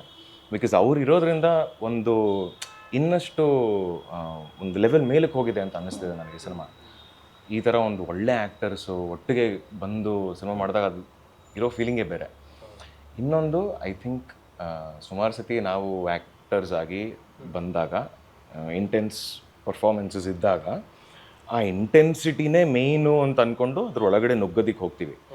ಬಟ್ ಸೀನಿಯರ್ಸ್ ಆ್ಯಕ್ಟರ್ಸ್ ಒಂದು ಮಜಾ ಇರುತ್ತೆ ಅವರಲ್ಲಿ, ಒಂದು ತುಂಟುತನ ಇದೆ ಅವ್ರ ಕಣ್ಣಲ್ಲಿ, ಅವರಲ್ಲಿದೆ. ನಾವುಗಳು ಎಷ್ಟೋ ಸತಿ ಅದನ್ನ ಮರ್ತೋಗಿರ್ತೀವಿ ಅಂತ ಅನಿಸುತ್ತೆ ನನಗೆ. ಇಂಟೆನ್ಸ್ ಆಗಿರಬೇಕು, ಸೀರಿಯಸ್ ಆಗಿ ಮಾಡೋಣ, ಹಂಗೆ ಹಿಂಗೆ ಅಂತ ಹೋಗಿರ್ತೀವಿ. ಬಟ್ ಅವರು ತಮಾಷೆಯಾಗಿರ್ತಾರೆ. ಬಟ್ ಆ ಶಾರ್ಟ್ ಬಂದಾಗ ನಮಗಿಂತ ಚೆನ್ನಾಗಿ ಮಾಡಿರ್ತಾರೆ. ಅದನ್ನ ನೋಡಿ ತುಂಬ ಧ್ಯಾನ ಕೊಟ್ಟು ನೋಡ್ತಿದ್ದೆ ಅದನ್ನ. ಐ ಥಿಂಕ್ ಅದು ಕಲಿಬೇಕು ಎಲ್ರೂ. ನಾನು ಶರತ್ ಲೋಹಿತಾಶ್ ಅವ್ರನ್ನ ಪ್ರೀವಿಯಸ್ ಒಂದು ಇಂಟರ್ವ್ಯೂ ಮಾಡಿದ್ದೆ, ಇದಕ್ಕೆ ಮುಂಚೆ ಅವ್ರ ಹತ್ರನೇ ಮಾತಾಡಿದ್ದೆ. ಅವಾಗ ಅವರು ತುಂಬ ಸಿನಿಮಾ ಅನುಭವಗಳನ್ನು ಹಂಚ್ಕೊಳ್ತಾ ಹೋಗ್ತಾರೆ. ಅವಾಗ ಅವರು ಹೇಳ್ತಾರೆ ಆ್ಯಕ್ಟಿಂಗ್ ಅನ್ನೋದನ್ನು ಅವ್ರು ತುಂಬ ಹೇಗೆ ತಗೊಳ್ತಾರೆ ಅಂದರೆ, ಅದು ಯಾವತ್ತೂ ಅಂದರೆ ಅವ್ರ ತಂದೆನೂ ದೊಡ್ಡ ಆ್ಯಕ್ಟ್ರು. ಲೋಹಿತಾಶ್ ಸರತ್ತು ಸ್ಟ್ಯಾಂಡ್ ಸಿನಿಮಾ ಇಂಡಸ್ಟ್ರಿಯಲ್ಲಿ ಅವರು ಕನ್ನಡದಲ್ಲಿ ತುಂಬ ಸಿನಿಮಾಗಳನ್ನು ಮಾಡ್ಕೊಂಡು ಬಂದರು, ಲೆಜೆಂಡ್ರಿ ಆ್ಯಕ್ಟರ್. ಅವರಿಂದ ಅವ್ರ ಥಿಯೇಟ್ರಿಕಲ್ಲಿ ಅವ್ರು ಹೇಗೆ ಗುರುತಾಗ್ತಾರೆ ಅಂತ ಹೇಳಿದ್ರೆ, ಅವ್ರ ತಂದೆಯಿಂದ ಗುರುತಾಗಿದ್ದಕ್ಕಿಂತ ಹೆಚ್ಚಾಗಿ ಅವರಾಗಿ ಗುರುತಾಗಿದ್ದು ಜಾಸ್ತಿ. ಒಂದು ಸಿನಿಮಾ ಗೆಲ್ಲಬೇಕು ಅಂದರೆ ನಮ್ಮ ಹಿಂದಿನ ಗುರುತುಗಳು ಮುಖ್ಯ ಆಗಲ್ಲ, ನಾವು ಈ ಸಿನಿಮಾದಿಂದ ಸ್ಟ್ಯಾಂಡ್ ಆಗ್ತೀವಿ. ನಿಮ್ಮ ಕೆರಿಯರಿಗೆ ಇದು ಆ ರೀತಿ ಸ್ಟ್ಯಾಂಡ್ ಆಗೋ ಸಿನಿಮಾ ಅಂತೆಲ್ಲ ನನಗೆ ಅನ್ಸುತ್ತೆ. ನಾವು ತುಂಬ ಸಲ ಮಾತಾಡ್ಕೊಂಡಿದ್ದೀವಿ. ಇವನ್ ನಾವು ನಮ್ಮ ಡೈರೆಕ್ಟರ್ಗೂ ಹೇಳ್ತಾ ಇರ್ತೀನಿ, ಸರ್ ಸಿನಿಮಾ ಗೆಲ್ತು ಅಂದರೆ ನಂದು ಈ ಡಿಮಾಂಡ್ ಇದೆ, ಇದಿಷ್ಟು ನಂಗೆ ಕ್ಲಿಯರ್ ಮಾಡಬೇಕು ಅಂತ. ಅಂದರೆ ಅಷ್ಟು ಕಾನ್ಫಿಡೆನ್ಸ್ ಇದೆ ನಮಗೂ. ಆ್ಯಂಡ್ ಈ ಸಿನಿಮಾನಲ್ಲಿ ಕೆಲಸ ಮಾಡಿರೋ ಪ್ರತಿಯೊಬ್ಬರೂ ಅಷ್ಟೇ ಎಫರ್ಟ್ ಹಾಕಿದ್ದಾರೆ, ಇನ್ಕ್ಲೂಡಿಂಗ್ ಅಂದರೆ ಹಂಬಲಾಗಿ ಹೇಳ್ತಿದ್ದೀನಿ, ನಾವು ಕಷ್ಟಪಟ್ಟು ಮಾಡಿದ್ದೀವಿ ಅನ್ನೋದಲ್ಲ, ಬಟ್ ಸಿನ್ಸಿಯರ್ ಆಗಂತೂ ಖಂಡಿತವಾಗ್ಲೂ ಮಾಡಿದ್ದೀವಿ. ಜನರಿಗೋಸ್ಕರ ಮಾಡ್ತಿದ್ದೀವಿ ಅನ್ನೋದು ತಲೆನಲ್ಲಿ ಇಟ್ಕೊಂಡು ಜನ ನೋಡ್ತಿದ್ದಾರೆ. ಸೊ ಅದಕ್ಕೊಂದು ಸಿನ್ಸಿಯಾರಿಟಿ ಇರಬೇಕು, ಒಂದು ಆನೆಸ್ಟಿ ಇರಬೇಕು, ಕಲೆ ಮುಂದೆ ತಂದು ಇಡಬೇಕು ಅನ್ನೋ ಒಂದು ಸಿನ್ಸಿಯಾರಿಟಿ ಇದೆಯಲ್ಲ, ಅದನ್ನಂತೂ ಖಂಡಿತವಾಗ್ಲೂ ಇಟ್ಕೊಂಡು ಮಾಡಿರುವಂಥದ್ದು. ಎಲ್ಲರೂ ಕೂಡ ಪ್ರತಿಯೊಬ್ಬರದೂ ಅವರ ಕನಸುಗಳು ಈ ಸಿನಿಮಾನಲ್ಲಿ ತುಂಬಿದೆ ಖಂಡಿತವಾಗ್ಲೂ. ಇದು ಮ್ಯೂಸಿಕಲ್ ಬ್ಯಾಕ್ಗ್ರೌಂಡ್ ಇರೋ ಸಿನಿಮಾ. ನಿಮಗೆ ಮ್ಯೂಸಿಕಲ್ ಟಚ್ ಹೇಗಿತ್ತು? ನೀವು ವಯಲಿನಿಸ್ಟ್ ಆಯ್ತು ಇದರಲ್ಲಿ. ನಾನು ಫ್ಲೂಟಿಸ್ಟು. ಸೊ ತುಂಬಾ ಕಷ್ಟ ಇತ್ತು. ಅಂದರೆ ಸಡನ್ನಾಗಿ ಆ ಸಾಂಗ್ ನುಡಿಸ್ಬೇಕು ಅಂದರೆ ನಿಮಗೆ ಅದ್ರದ್ದು ಬೇಸಿಕ್ಸು ಏನೂ ಗೊತ್ತಿರಲ್ಲ. ಬೇಸಿಕ್ಸಿಂದ ಬರಬೇಕು. ಒಂದು ಫ್ಲೂಟ್ ಇಟ್ಕೊಳ್ಳೋದಾಗಿರಲಿ ಅಥವಾ ಬ್ಲೋ ಮಾಡೋದಾಗಿರಲಿ. ಆ್ಯಂಡ್ ನಾನು ಅಂದ್ಕೊಂಡಿದ್ದೆ ಫ್ಲೂಟ್ ಕಷ್ಟ, ವೈಲಿನ್ ತುಂಬ ಈಸಿ, ಏನಿಲ್ಲ ಸುಮ್ಮನೆ ಹಿಂಗೆ ಅಂದರೆ ಆಯಿತು ಅನ್ನೋ ಥರ ಅಂದ್ಕೊಂಡಿದ್ದೆ. ಅಂದರೆ ಮ್ಯಾಚ್ ಮಾಡ್ಕೊಂಡ್ಬಿಡ್ಬೋದಲ್ಲ ಅಂತ. But then later I realised ಇರೋ ಇನ್ಸ್ಟ್ರೂಮೆಂಟಲ್ಲಿ ವೈಲಿನ್ ತುಂಬ ಕಷ್ಟ ಅಂತ. ಸೊ ನನಗೆ ನನಗೆ ಫ್ಲೂಟ್ ಬಂದಿರೋದೇ ನಾನು ಇದನ್ನೇ ಶ್ರದ್ಧೆಯಿಂದ ಕಲಿತೀನಿ, ಬಂದಿರೋದೇ ನನ್ನ ಪುಣ್ಯ ಅಂದ್ಕೊಂಡು. ದೆನ್ ಅಲ್ಲಿಂದ ನಮಗೆ 15 ದಿನ ಟೈಮ್ ಸಿಕ್ತು ಒಂದೊಂದು ಸಾಂಗಿಗೂ ಪ್ರಾಕ್ಟೀಸ್ ಮಾಡೋದಕ್ಕೆ. ಒಂದೊಂದು ಸಾಂಗಿಗೂ ಎಲ್ಲಿ ಸಿಕ್ತು ಅಂದರೆ ಒಂದೊಂದು ಸಾಂಗಿಗೂ ಸಿಕ್ತು ಅಂದರೆ ಅದು ಬೇರೆ ವಿಷಯ ಆಗುತ್ತೆ. ಇನ್ನೊಂದು 2 ಇದೆ, ಬಟ್ ಅದಕ್ಕೆ ನಾವು ಮ್ಯಾನೇಜ್ ಮಾಡಿದ್ವಿ. ಇದಕ್ಕೆ ಅಂದರೆ ನಾನು ಹೇಳ್ತಾ ಇರೋದು ಆ 15 ದಿನದಲ್ಲೇ ಅಷ್ಟು ಕಲ್ತಿದ್ದು ಬೇಸಿಕ್ಸು. ಸೊ ಅಲ್ಲಿಂದ ನಮಗೆ ಹೇಳ್ಕೊಟ್ರು ನಮ್ಮ ಗುರುಗಳು. ಡೈರೆಕ್ಟಾಗಿ ಸಾಂಗ್ ಹೇಳ್ಕೊಡ್ತೇನೆ, ಫಸ್ಟು ಬೇಸಿಕ್ಸಿಂದ ತೊಗೊಂಡು ಅದು ನಮ್ಮ ಮನೆಗೆ ಹೋಗಿ ಪ್ರಾಕ್ಟೀಸ್ ಮಾಡ್ಕೊಂಬಂದು ಅದು ನೀಟಾಗಿ ಕೂತಾದ್ಮೇಲೆ ಸಾಂಗಿಗೆ ಜಂಪ್ ಮಾಡ್ತಾ ಇದ್ದಿದ್ದು. ಸೊ ಅಷ್ಟು ಪ್ರಾಸೆಸ್ ಇರ್ತಾಯಿತ್ತು. ಒಂದೊಂದು ಸಲ ಅಂತೂ ನನಗೆ ನೆಕ್ಸ್ಟ್ ಡೇ ಥ್ರೋಟ್ ಪೇಯ್ನ್ ಬರ್ತಿತ್ತು. ಸೊ ಸ್ವಲ್ಪ ಕಷ್ಟ ಆಯಿತು, ಬಟ್ ಅಷ್ಟೇ ಇಷ್ಟಪಟ್ಟು ಮಾಡಿದ್ವಿ. ನನಗೆ ಪರ್ಸ್ನಲಿ ಮ್ಯೂಸಿಕ್ ಅಂದರೆ ತುಂಬ ಇಷ್ಟ. ಸೊ ಒಂದು ಹೊಸದೊಂದು ಇನ್ಸ್ಟ್ರೂಮೆಂಟ್ ಕಲ್ತಂಗೂ ಆಗುತ್ತೆ ಈ ಸಿನಿಮಾ ಮೂಲಕ ಅಂತ ಅಂದ್ಬಿಟ್ಟು ಇಟ್ ವಾಸ್ ಗ್ರೇಟ್ ಎಕ್ಸ್ಪೀರಿಯನ್ಸ್. ಸಂಗೀತ ಕಲ್ತಿದ್ದ ಸೇರಿಸಿದ್ರು 2-3 ದಿನ ಹೋದೆ, ಆಮೇಲೆ ಹೋಗಲಿಲ್ಲ. ಬಟ್ ಅದೇ ನನಗೆ ಸಾಂಗ್ ಇರಲೇಬೇಕು. ಇವನ್ ಸ್ನಾನಕ್ಕೆ ಹೋದ್ರು ಅಷ್ಟೇ, ಎಲ್ಲ ಹೋದ್ರೂ ಸರಿ, ಸಾಂಗ್ಸ್ ಕೇಳೋದಕ್ಕಿಷ್ಟ. ಹಾಡೋದಂದ್ರೆ ಯಾರು ಇಲ್ದಿರುವಾಗ ಹಾಡ್ತೀನಿ, ಸೇಫ್ ಅದು. ನಿಮ್ಮ ಇಷ್ಟದ ಹಾಡ ಯಾವಾಗ? ಕನ್ನಡದಲ್ಲ, ಅಲ್ಲ ಯಾವ ಲ್ಯಾಂಗ್ವೇಜ್ ತೊಂದರೆ? ಕನ್ನಡದಲ್ಲಿ ತುಂಬಾ ಇದೆ. ನಾನು ಜಾಸ್ತಿ ಕನ್ನಡದ್ದೇ ಕೇಳೋದು. ನಾನು ರೆಗ್ಯುಲರಾಗಿ ಎಲ್ರಿಗೂ ಹೇಳೋದು ನೀನ ಬೆನ್ನಲ್ಲಿ ಇವ್ರದ್ದು ಧನಂಜಯ್ ಅವ್ರದ್ದು ಸಾಂಗು, ಧನಂಜಯ್ ಮತ್ತು ಶ್ರುತಿ ಮಾಮ್ದೆ, ನೀನ ಬೆನ್ನಲ್ಲಿ. ನಾನು ಆಡಕ್ಕೆ ಹೋಗಲ್ಲ ಇವಾಗ ಸದ್ಯಕ್ಕೆ, ಬಟ್ ಅದು ನನ್ನ ಫೇವ್ರೆಟ್ ಸಾಂಗ್. ಅದು ಬಿಟ್ಟರೆ ಕೆಂಡ ಸಂಪಿಕೆದು, ಇದೆರಡು ತುಂಬಾ ಇಷ್ಟ ಸಾಂಗ್ ನನಗೆ. ಅದೇ ಅವ್ರು ಹೇಳಿದಾಗೇನೆ ಆಲ್ರೆಡಿ ನಮ್ಮ ಗುರುಗಳು ಹರ್ಷ ಅಂತ ನನಗೆ ಟೀಚ್ ಮಾಡಿದ್ದು, ಅವ್ರ ಹೆಸರು ಹರ್ಷ ಅಂತ. ತುಂಬ ಮುದ್ದಾಗಿ ಮಕ್ಕಳಿಗೆ ಹೇಳ್ಕೊಟ್ರು. ಅವ್ರಿಲ್ದೇ ಅದು ಏನು ಬಂದಿದೆಯೋ ಅಷ್ಟು ಬರೋದಕ್ಕೆ ಚಾನ್ಸೇ ಇರ್ತಿರ್ಲಿಲ್ಲ ನನಗೆ. ಅಫ್ಕೋರ್ಸ್ ಥಿಯೇಟರ್ ಮಾಡ್ತಿರ್ಬೇಕಾದ್ರೆ ಸುಮಾರಾಗಿತ್ತು. ಅಂದರೆ ನನಗೆ ಆಸಕ್ತಿ ಅನ್ನೋದು ಚಿಕ್ಕ ವಯಸ್ಸಲ್ಲಿ ಇತ್ತು. ಬಟ್ ಅದೇ ಸೇರಿಸೋರು 3 ದಿನ ಹೋಗ್ತಿರ್ತಿದ್ದೆ, ಆಯಿತು ನನಗೆಲ್ಲ ಗೊತ್ತು ಅಂದ್ಬಿಟ್ಟು ಬಂದ್ಬಿಡ್ತಿದ್ದೆ. ಆಮೇಲೆ ಅರ್ಥ ಆಗುತ್ತೆ ನನಗೆ ಏನೂ ಬರೋದಿಲ್ಲ ಅಂತ. ಹಾಗೆ ಮಾಡ್ಕೊಂಡು ಬಂದಿದ್ದು. ಥಿಯೇಟ್ರಲ್ಲಿ ಮಾಡಲೇಬೇಕಾಯಿತು. ಸುಮಾರು ತಂಡಗಳ ಜೊತೆಗೆ ಹಾಡುಗಳಿದ್ವು, ಇನ್ಸ್ಟ್ರೂಮೆಂಟ್ಸ್ ಕಲಿಬೇಕಾಯಿತು. ಅಂದರೆ ಇನ್ಸ್ಟ್ರೂಮೆಂಟ್ಸ್ ಕಲಿಯೋದು ಅಂದರೆ ಗಿಟಾರ್ ಥರ ಕಲಿಯೋಕ್ಕೆ ಹೋಗ್ತಿರ್ಲಿಲ್ಲ. ಬಟ್ ಅದರಿಂದ ಒಂದು ಸೌಂಡ್ ತೆಗಿಯೋದು ಹೇಗೆ, ಒಂದು ರಿದಮ್ ಇಟ್ಕೊಳ್ಳೋದು ಹೇಗೆ, ಈ ಥರದನ್ನೆಲ್ಲ ಕಲ್ತ್ಕೊಂಡೆ ನಾನು. ಸೊ ಅದು ಎರಡನ್ನೂ ಸೇರಿಕೊಂಡು ರಿದಮ್ ಒಂದು ಇದೆ ನನ್ನ ತಲೆನಲ್ಲಿ, ನನ್ನ ಬಾಡಿನಲ್ಲೂ ಕೂಡ ಅದು ಸೇರ್ಕೊಂಬಿಟ್ಟಿದೆ. ರಂಗಭೂಮಿಗೆ ಎಲ್ಲ ಸೇರಿದ್ದು. ಈ ಸಿನಿಮಾಗೆ ವೈಲಿನ್ ಅಫ್ಕೋರ್ಸ್ ನನಗೂ ಗೊತ್ತಿರಲಿಲ್ಲ ಹೇಗಿರುತ್ತೆ. ನನಗೆ ಇದೆಲ್ಲ ಗೊತ್ತಿರಲಿಲ್ಲ, ಇದು ತುಂಬ ಕಾಂಪ್ಲಿಕೇಟೆಡ್ ಇನ್ಸ್ಟ್ರೂಮೆಂಟು, ಹಾಗೆ ನನಗೆ ಗೊತ್ತಿರಲಿಲ್ಲ. ಶುರು ಆದಮೇಲೆ ಅರ್ಥ ಆಯಿತು. 1-2 ದಿನ ನೋಡಿದೆ, 4-5 ಅವರ್ ಪ್ರಾಕ್ಟೀಸ್ ಮಾಡಿ ಮನೆಗೆ ಹೋಗಿ ಮತ್ತೆ ಹಿಡ್ಕೊಂಡೆ. ಏನೇನು ಕಲ್ತಿದ್ನೋ ಎಲ್ಲ ಮರ್ತೋಯ್ತು ಅಂತ ಅನ್ನಿಸ್ತು. 2 ದಿನ ನನ್ನ ಕೈಲಿ ಆಗಲ್ಲ, ಇನ್ನೂ ಟೈಮ್ ಕೊಡಬೇಕು ಅಂತ ಹೇಳಿ ಮತ್ತಷ್ಟು ಟೈಮ್ ಕೊಟ್ಟು ಪ್ರತಿದಿನ ಒಂದು ಆಲ್ಮೋಸ್ಟ್ 8 ಅವರ್ ಅಂತೂ ನಾನು ಕೂರ್ತಿದ್ದೆ ಇದೇ ಆಫೀಸಲ್ಲೇ. ಇಲ್ಲೇ ಕೂತು 6ರಿಂದ 8 ಅವರು ಡೈಲಿ ವರ್ಕ್ಶಾಪ್ ಇರ್ತಿತ್ತು. ವರ್ಕ್ಶಾಪ್ ಆದಮೇಲೆ ನಮ್ಮ ಗುರುಗಳು ಬಂದು ಹೇಳ್ಕೊಡೋರು. ಅದಾದ ನಂತರ ಮತ್ತಿನ್ನೊಂದು 6 ಅವರ್ ಕೂತು ನನ್ನ ಕೈಲಿ ಎಷ್ಟಾಗುತ್ತೋ ಅಷ್ಟು ಪ್ರಾಕ್ಟೀಸ್ ಮಾಡಿ ಒಂದು ಸಾಂಗು ನನಗನ್ಸಿದ್ದು ನನ್ನ ವೈಲಿನ್ ಇನ್ಸ್ಟ್ರೂಮೆಂಟ್ನ ಹಿಡ್ಕೊಂಡ್ರೆ ಒಂದು ಸಾಂಗಿಗೆ ನನಗೆ ಪ್ರಾಕ್ಟೀಸ್ ಮಾಡೋದಕ್ಕೆ ಟೈಮ್ ಸಿಕ್ತು. ಸೊ ತುಂಬ ಐ ಥಿಂಕ್ ಆಲ್ಮೋಸ್ಟ್ ಅದಕ್ಕೆ ಕ್ಲಿಯರ್ ಆಗಿರೋ ಹಾಗೆ ಬಂದಿದೆ. ಇನ್ನೆರಡು ಅವಳು ಹೇಳಿದಾಗೆ ಸ್ವಲ್ಪ ಮ್ಯಾನೇಜ್ ಮಾಡಬೇಕಾಯ್ತು, ಬಿಕಾಸ್ ಅದು ಸ್ವಲ್ಪ ಟೈಮ್ ಸಾಲದೆ ಹೋಯಿತು.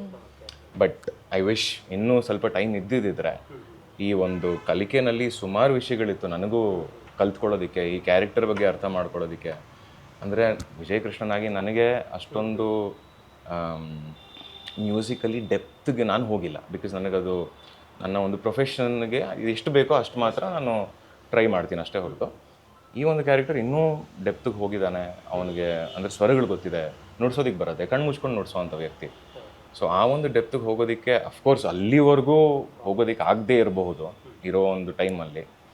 ಬಟ್ ಎಲ್ಲೋ ಟ್ರೈ ಮಾಡಿದ್ದೀವಿ, ತುಂಬ ಸಿನ್ಸಿಯರಾಗಂತೂ ಖಂಡಿತವಾಗ್ಲೂ ಟ್ರೈ ಮಾಡಿದ್ದೀವಿ. ಬಟ್ ಇನ್ನಷ್ಟು ಸಿಕ್ಕಿದ್ರೆ ಇನ್ನೂ ಮಜಾ ಬಂದಿರೋದು. ಯಾಕಂದ್ರೆ ಆ ಎರಡು ಕ್ಯಾರೆಕ್ಟರ್ ಚಿಕ್ಕ ವಯಸ್ಸಿಂದಲೂ ನುಡಿಸ್ತಾ ಇರ್ತಾರೆ. ಸೊ ಅದೊಂದು ಪರ್ಫೆಕ್ಷನ್ ಪ್ರೊಫೆಷನಲಿಸಮ್ ಅನ್ನು ತೋರಿಸ್ಬೇಕಾಗಿತ್ತು. So that was very challenging. ನಿಜ. ನೀವು ಬಾಲ್ಯದಲ್ಲೆಲ್ಲ ಶಾಲೆಯಲ್ಲಿ ಸಂಗೀತ ಹಾಡಿದ್ದು ಆ ಥರದ್ದು ಯಾವ್ದಿರಲಿಲ್ಲ? ಇಲ್ಲ, ಭರತನಾಟ್ಯಮಿಗೆ ಹೋಗ್ತಾ ಇದ್ದೆ, ಸಂಗೀತ ಎಲ್ಲ ಹಾಡ್ತಿಲ್ಲ. ಆ ಟೈಮಲ್ಲೆಲ್ಲ ಹಾಡೋದಕ್ಕೆ ಹೋದ್ರೆ ಬೇಡ ಬಾ ಅಂತ ಹೇಳೋದು. ಏನೋ ಬೇಡ, ಅವ್ರು ಎಷ್ಟು ಚೆನ್ನಾಗಿ ಹಾಡು ಹೇಳ್ತಾರೆ. ಹಂಗಾರೆ ಒಂದು ಹಾಡು ಹೇಳ್ಬೇಕಲ್ಲ, ಅಟ್ಲೀಸ್ಟ್ ರಂಗಗೀತೆ ಆದ್ರೆ ನಮ್ಮ ಮುಂದೆ ಒಂದು ಯಾವ್ದಾರು. ಈಗ ದೂರತಿರಯಾನ ತಂಡದ ನಾಯಕ ನಾಯಕಿಯಿಂದ ಒಂದು ಗೀತೆ. ಪ್ರತಿ ಕ್ಷಣ ಕಂಡಾಗ ನಿನ್ನನು ಅದೇನೋ ಏನೋ ಏನೋ ಆಗಿದೆ, ಪದೇ ಪದೇ ನನ್ನ ಹೆಜ್ಜೆ ದಾರಿ ತಪ್ಪಿ ನಿನ್ನನೆ ಬಂದು ಸೇರಿದೆ, ಕಣ್ಣ ಕಣ್ಣ ಮಾತಿಗೆ ಭಾಷೆಯೊಂದು ಏತಕ್ಕೆ, ಇದ್ದಕ್ಕಿದ್ದ ಹಾಗೆ ಖುಷಿ ಕಣ್ತುಂಬಿದೆ, ತೇಲಾಡುತ್ತಾ I'm falling in love, ರೋಮಾಂಚನ I'm falling in love, ಸಂತೋಷದ ಉಲ್ಲಾಸದ ಗೂಡಾದೇನ, ಪ್ರೀತಿಯ ಹೆಸರೇ ನೀನು. Thank you so much. ತುಂಬ ಚೆನ್ನಾಗಿ ಹಾಡಿದೆ. Thank you. ಸಿನಿಮಾ ಅಂತ ಬಂದಾಗ ನಾವು ಕಮರ್ಷಿಯಾಲಿಟಿ ಮತ್ತೊಂದು ಇದು ತುಂಬ ನೋಡ್ತೇವೆ, ಹಾಗೆ ಹೀಗೆ. ಅದೆಲ್ಲ ಬಿಟ್ಟು ಸಿನಿಮಾದಲ್ಲಿ ಏನಿದೆ ಅಂತೇಳಿ ನಾವು ಕಮರ್ಷಿಯಲ್ ಅಂತ ಇಲ್ಲ, ಇಡೀ ಕಥೆನೇ ಬಂದು ಮ್ಯೂಸಿಕಲಿ ಕತೆ ಇದು. ಸೊ ಸ್ಟಾರ್ಟಿಂಗಿಂದ ಎಂಡಿಂಗ್ವರೆಗೂ ನಿಮಗೇನು ಈ ರಿಲೇಷನ್ಶಿಪ್ ಟ್ರೈಲರ್ ನೋಡ್ದಂಗೆ ನೀವು ಈಗಿನ ಕಾಲ ಅಂತಲೇ ಹೇಳೋಕ್ಕಾಗಲ್ಲ, ನನಗೆ ಗೊತ್ತಿಲ್ಲ ನಿಮ್ಮ ಕಾಲದಲ್ಲಿ ಹೇಗಿತ್ತು ಅಂತ. ರೈಟ್ ನಾವು ನಾನು ತುಂಬ ಹಳಬಾಯಿನಲ್ಲ. ಓಕೆ, ಸಾರಿ. ಅಂದರೆ 90ಸ್ಗೆ ಹೇಳ್ತಾ ಇರೋದು. ಟ್ರೈನ್ ಟ್ರಾವೆಲರ್ ಮಾಡ್ಕೊಂಡು ಇಲ್ಲಿ ಬಂದಿಲ್ಲ ನಾನು. I mean 90s, early 90s. Electronic ಸಿಟಿನಲ್ಲಿ ಬಂದೆ ಅಷ್ಟೇ. ಓಕೆ. ಸೊ ಈಗಿನ ಕಾಲದಲ್ಲಿ ರಿಲೇಷನ್ಶಿಪ್ ಎಲ್ಲ ಹೇಗೆ ನಡೆಯುತ್ತೆ, ಆ್ಯಂಡ್ ಅವರಿಗೂ ಲೈಫಲ್ಲಿ ಆ ಒತ್ತಡ ಅನ್ನೋದಿರುತ್ತೆ ಅಲ್ಲ, ಕೆಲಸನೂ ಮಾಡಬೇಕು, ಈ ಕಡೆ ರಿಲೇಷನ್ಶಿಪ್ಪಿಗೂ ಟೈಮ್ ಕೊಡಬೇಕು, ಅದನ್ನು ಹೇಗೆ ಬ್ಯಾಲೆನ್ಸ್ ಮಾಡಬೇಕು ಅಂತ ಗೊತ್ತಿಲ್ಲದೇ ಎಷ್ಟೊಂದು ಕಡೆ ಏನೇನೋ ಆಗ್ತಾ ಇರುತ್ತೆ. ಅವರಿಬ್ಬರನ್ನಲ್ಲೇ ಮಿಸ್ಅಂಡರ್ಸ್ಟ್ಯಾಂಡಿಂಗ್ ಆಗಿರ್ಬೋದು, ಎಫರ್ಟ್ಸ್ ಇರೋಲ್ಲ, ಏನೂ ಇರೋದಿಲ್ಲ. ಆ್ಯಂಡ್ ಅದನ್ನು ನಾವು ಮನ್ಸೂರಿ ಅವರು ತುಂಬ ಚೆನ್ನಾಗಿ ಹೇಗೆ ಆ ಒಂದು ವಾರ ಟ್ರಿಪ್ ಅಂತ ಹೊರಡ್ತಾರಲ್ಲ ಅವರು, ಅದ್ರ ಮಧ್ಯದಲ್ಲಿ ಅವ್ರನ್ನ ಎಷ್ಟು ಅರ್ಥ ಮಾಡ್ಕೊಳ್ತಾರೆ. ಅಂದರೆ ಇಷ್ಟು ವರ್ಷ ಅವರಿಬ್ಬರು ರಿಲೇಷನ್ಶಿಪ್ಪಲ್ಲಿ ಇದ್ರೂ ಕೆಲವೊಂದು ವಿಚಾರ ಅವರಿಗೆ ಅರ್ಥ ಆಗಿರಲ್ಲ. ಸರಿ, ಅರ್ಥ ಮಾಡ್ಕೊಳ್ಳೋಣ ಅಂತ ಹೊರಟಾಗ ಸಾಕಷ್ಟು ವಿಷಯಗಳು ಅವರಿಗೆ ಅರ್ಥ ಆಗ್ತಾ ಹೋಗುತ್ತೆ. ಎಲ್ಲೆಲ್ಲಿ ಏನೇನು ನಾವು ಮಿಸ್ ಮಾಡಿದ್ದೀವಿ, ಅಥವಾ ಎಲ್ಲೆಲ್ಲಿ ಕಮ್ಯುನಿಕೇಷನ್ ಆಗಿಲ್ಲ, ಅಥವಾ ನನ್ನ ಕಡೆಯಿಂದ ಏನು ಪ್ರಾಬ್ಲಮ್ ಆಗ್ತದೆ, ನಿನ್ನ ಕಡೆಯಿಂದ ಏನು ಪ್ರಾಬ್ಲಮ್ ಆಗ್ತಾಯಿದೆ ಅಂತ ತಿಳಿಸ್ಕೊಡಕ್ಕೆ ಹೋಗ್ತಾ ಇದ್ದೀವಿ ನಾವು. ಇದನ್ನು ನಾವು ಬಂದು ಹೀಗೆ ಇರಬೇಕು ಎಲ್ಲ ರಿಲೇಷನ್ಶಿಪ್ಪು ಅನ್ನೋ ಥರ ತೋರಿಸ್ತಾ ಇಲ್ಲ. But maybe something you can see through your relationship. ಏನೋ ಒಂದು ನಿಮ್ಮ ರಿಲೇಷನ್ಶಿಪ್ಪಲ್ಲೂ ಇದೇ ಥರ ಆಗ್ತಿದ್ರೆ ಎಲ್ಲೋ ಒಂದು ರಿಯಲೈಸೇಷನ್, ಅಥವಾ ರಿಲೇಷನ್ಶಿಪ್ಪಿಗೆ ಹೋಗೋಕ್ಕಿಂತ ಮುಂಚೆ ಒಂದು ಅರ್ಥ ಅನ್ನೋದು ನೀವು ತಿಳ್ಕೊಬೋದು ತುಂಬ ಡೀಪಾಗಿ ರಿಲೇಷನ್ಶಿಪ್ನ. ನನಗನ್ಸೋದು ನಮ್ಮ ಸಿನಿಮಾನಲ್ಲಿ ಒಂದು ತುಂಬ ಇಂಪಾರ್ಟೆಂಟ್ ಕಥೆ ಇದೆ, ಒಂದು ತುಂಬ ಇಂಪಾರ್ಟೆಂಟ್ ವಾಯ್ಸ್ ಇದೆ, ಒಂದು ದೃಷ್ಟಿಕೋನ ಇದೆ. ನನಗನ್ಸೋದು ಯಾವುದೇ ಒಂದು ರಿಲೇಷನ್ಶಿಪ್ಪಲ್ಲಿ ಕೂಡ, ಫ್ರೆಂಡ್ಶಿಪ್ ಆಗಿರ್ಬೋದು, ಅಪ್ಪ ಮಗ ಆಗಿರ್ಬೋದು, ಅಪ್ಪ ಮಗಳಾಗಿರ್ಬೋದು, ಅಮ್ಮ ಮಗ ಆಗಿರ್ಬೋದು, ಎನಿ ರಿಲೇಷನ್ಶಿಪ್ಪಲ್ಲಿ ಇಬ್ಬರಿದ್ದಾರೆ, ಅದರ ಜೊತೆಗೆ ಅವರ ಮಧ್ಯೆ ಇರುವಂಥ ಒಂದು ರಿಲೇಷನ್ಶಿಪ್ ಇದೆ. ಇವಾಗ ನನಗೆ ಆ ರಿಲೇಷನ್ಶಿಪ್ಪಲ್ಲಿ ನಾನಿದ್ದು ಇನ್ನೊಬ್ಬ ಇದ್ದಾಗ ನಾನು ಇಂಪಾರ್ಟೆಂಟು, ಅವರು ಇಂಪಾರ್ಟೆಂಟು, ನಮ್ಮ ಇಬ್ಬರ ನಡುವೆ ಇರೋ ಒಂದು ರಿಲೇಷನ್ಶಿಪ್ ಕೂಡ ಅಷ್ಟೇ ಇಂಪಾರ್ಟೆಂಟು. ಅದು ನನಗೆ ಹೇಳುತ್ತೆ ನನಗೆ ಎಷ್ಟು ಕಂಫರ್ಟ್ ಇದೆ ಮಾತಾಡೋದಕ್ಕಾಗಲಿ, ಇದು ಹೆಲ್ದಿ ಆಗಿದೆಯಾ ನಮ್ಮ ಹತ್ರ ಇರೋ ಒಂದು ರಿಲೇಷನ್ಶಿಪ್ ಅಥವಾ ಹೆಲ್ದಿ ಆಗಿಲ್ವಾ ಅನ್ನೋದು. ಆ್ಯಂಡ್ ಇನ್ನೂ ಒಂದು ಏನಾಗುತ್ತೆ ಅಂದರೆ, ಈ ಥರ ಒಂದು ಆ ಸಿಚುವೇಶನಲ್ಲಿ ಇರಬೇಕಾದ್ರೆ ನೀವು ಅದ್ರ ಒಳಗಡೆ ಇರ್ತೀರ, ನಿಮಗೆ ಅದರಿಂದ ಹೊರಗೆ ಬಂದು ಅದನ್ನು ನೋಡೋದಕ್ಕೆ ಭಾರಿ ಕಷ್ಟ ಆಗುತ್ತೆ. ಬಿಕಾಸ್ ಅದರಲ್ಲಿ ನಿಮ್ಮ ಮುಗ್ಧತೆನ ನೀವು ಕಳ್ಕೊಂಡಿರ್ತೀರ ಎಲ್ಲೋ ಒಂದು ಕಡೆ. ನೀವು ಆ ಟೈಮಲ್ಲಿ ಮುಗ್ಧರಾಗಿರೋದಿಲ್ಲ. ಬಟ್ ಅದೇ ಒಬ್ಬ ಮೂರನೇ ವ್ಯಕ್ತಿ ಇದ್ದರೆ ಅವರು ನಿಮ್ಮಿಬ್ಬರನ್ನು ನೋಡ್ತಿದ್ದಾಗ ಯೂಶ್ವಲಾಗಿ ನಾವು ಹೇಳ್ತೀವಿ, ನೋಡು ಮಕ್ಕಳ ಥರ ಕಿತ್ತಾಡ್ತಿದ್ದಾರೆ, ಕರೆಕ್ಟಾ? ಅವರಿಗದು ಮಕ್ಕಳತನ ಅಂತ ಅನ್ನಿಸ್ತಿಲ್ಲ, ಅವ್ರಿಗದು ತುಂಬ ಸೀರಿಯಸ್ ವಿಷಯ. ಆ್ಯಂಡ್ ಅದು ನಿಜ ಕೂಡ. ನಾನು ಯಾವುದೋ ಒಂದು ರಿಲೇಷನ್ಶಿಪ್ಪಲ್ಲಿ ಫ್ರೆಂಡ್ ಜೊತೆನೇ ಗಲಾಟೆ ಆಡ್ತಿರ್ಬೇಕಾದ್ರೆ ಅಥವಾ ಏನೋ ಒಂದು ಮಿಸ್ಅಂಡರ್ಸ್ಟ್ಯಾಂಡಿಂಗ್ ಇದ್ದಾಗ ನನಗದು ತುಂಬ ಇಂಪಾರ್ಟೆಂಟ್ ಆಗಿರುತ್ತೆ. ಬಟ್ ಇನ್ನೊಬ್ಬ ಮೂರನೇ ಫ್ರೆಂಡ್ ಇದ್ದರೆ ಅವನಿಗೆ ಯಾಕೋ ಹಿಂಗೆ ಕಿತ್ತಾಡ್ತಿದ್ದೀರ ಅಂತ ಅನ್ಸುತ್ತೆ. ಅದೊಂದು ಪರ್ಸ್ಪೆಕ್ಟಿವ್. ಅದರಲ್ಲಿ ನಮ್ಮಿಬ್ಬರ ಮುಕ್ತನ ಇನ್ನಸೆನ್ಸ್ ಇದೆ, ಅವನು ಉಳಿಸ್ಕೊಂಡಿದ್ದಾನೆ ನಮ್ಮಿಬ್ಬರಿಗೆ. ಐ ಥಿಂಕ್ ಈ ಸಿನಿಮಾನಲ್ಲಿ ಡೈರೆಕ್ಟರ್ ಆಗಿ ಮನ್ಸೋರೆ ಈ ಎರಡು ಕ್ಯಾರೆಕ್ಟರ್ಸ್ ಒಳಗಡೆ ಇರೋ ಒಂದು ಇನ್ನಸೆನ್ಸು, ಆ ಒಂದು ಮುಗ್ಧತೆನ ಹಿಡಿದು ಕಥೆನ ಹೇಳಿದ್ದಾರೆ. ಸೊ ಅಲ್ಲಿಂದ ನೋಡೋಕ್ಕೆ ಹೋದಾಗ ಯೂಶ್ವಲಾಗಿ ನಮಗೆ ಅನ್ಸುತ್ತೆ, ಯಾವುದೇ ಒಂದು ರಿಲೇಷನ್ಶಿಪ್ಪಲ್ಲಿ ಎಂಥ ಮಿಸ್ಅಂಡರ್ಸ್ಟ್ಯಾಂಡಿಂಗ್ ಬಂದರೂ ಕೂಡ ನಾನು ಒಬ್ಬನೇ ಒಂಟಿತನ, ನಾನು ಒಬ್ಬನೇ ನೋಡ್ತಿದ್ದೀನಿ ಅನ್ನೋ ಒಂದು ಫೀಲಿಂಗ್ ಬರುತ್ತೆ ಜನರಿಗೆ. ಎಲ್ರಿಗೂ ಸಹಜವಾಗಿ ಆಗಿರುವಂಥ ಒಂದು ಫೀಲಿಂಗ್ ಇದು. ಐ ಥಿಂಕ್ ನಮ್ಮ ಸಿನಿಮಾ ಮುಖಾಂತರ ಐ ಹೋಪ್ ಎಲ್ರಿಗೂ ಇಲ್ಲ ನೀವು ಒಬ್ಬರೇ ಇಲ್ಲ, ನಾನು ಒಬ್ಬನೇ ಅಲ್ಲ, ಸುಮಾರು ಜನಕ್ಕಿದು ಅವರ ಕಥೆ ಅಂತ ಫೀಲಿಂಗ್ ಆಗತ್ತೆ ಅಂತ ಅನ್ನಿಸ್ತಿದೆ. ಬಿಕಾಸ್ ಇದು ಎಲ್ರಿಗೂ ಆಗಿರುವಂಥ ಒಂದು ಕಥೆ.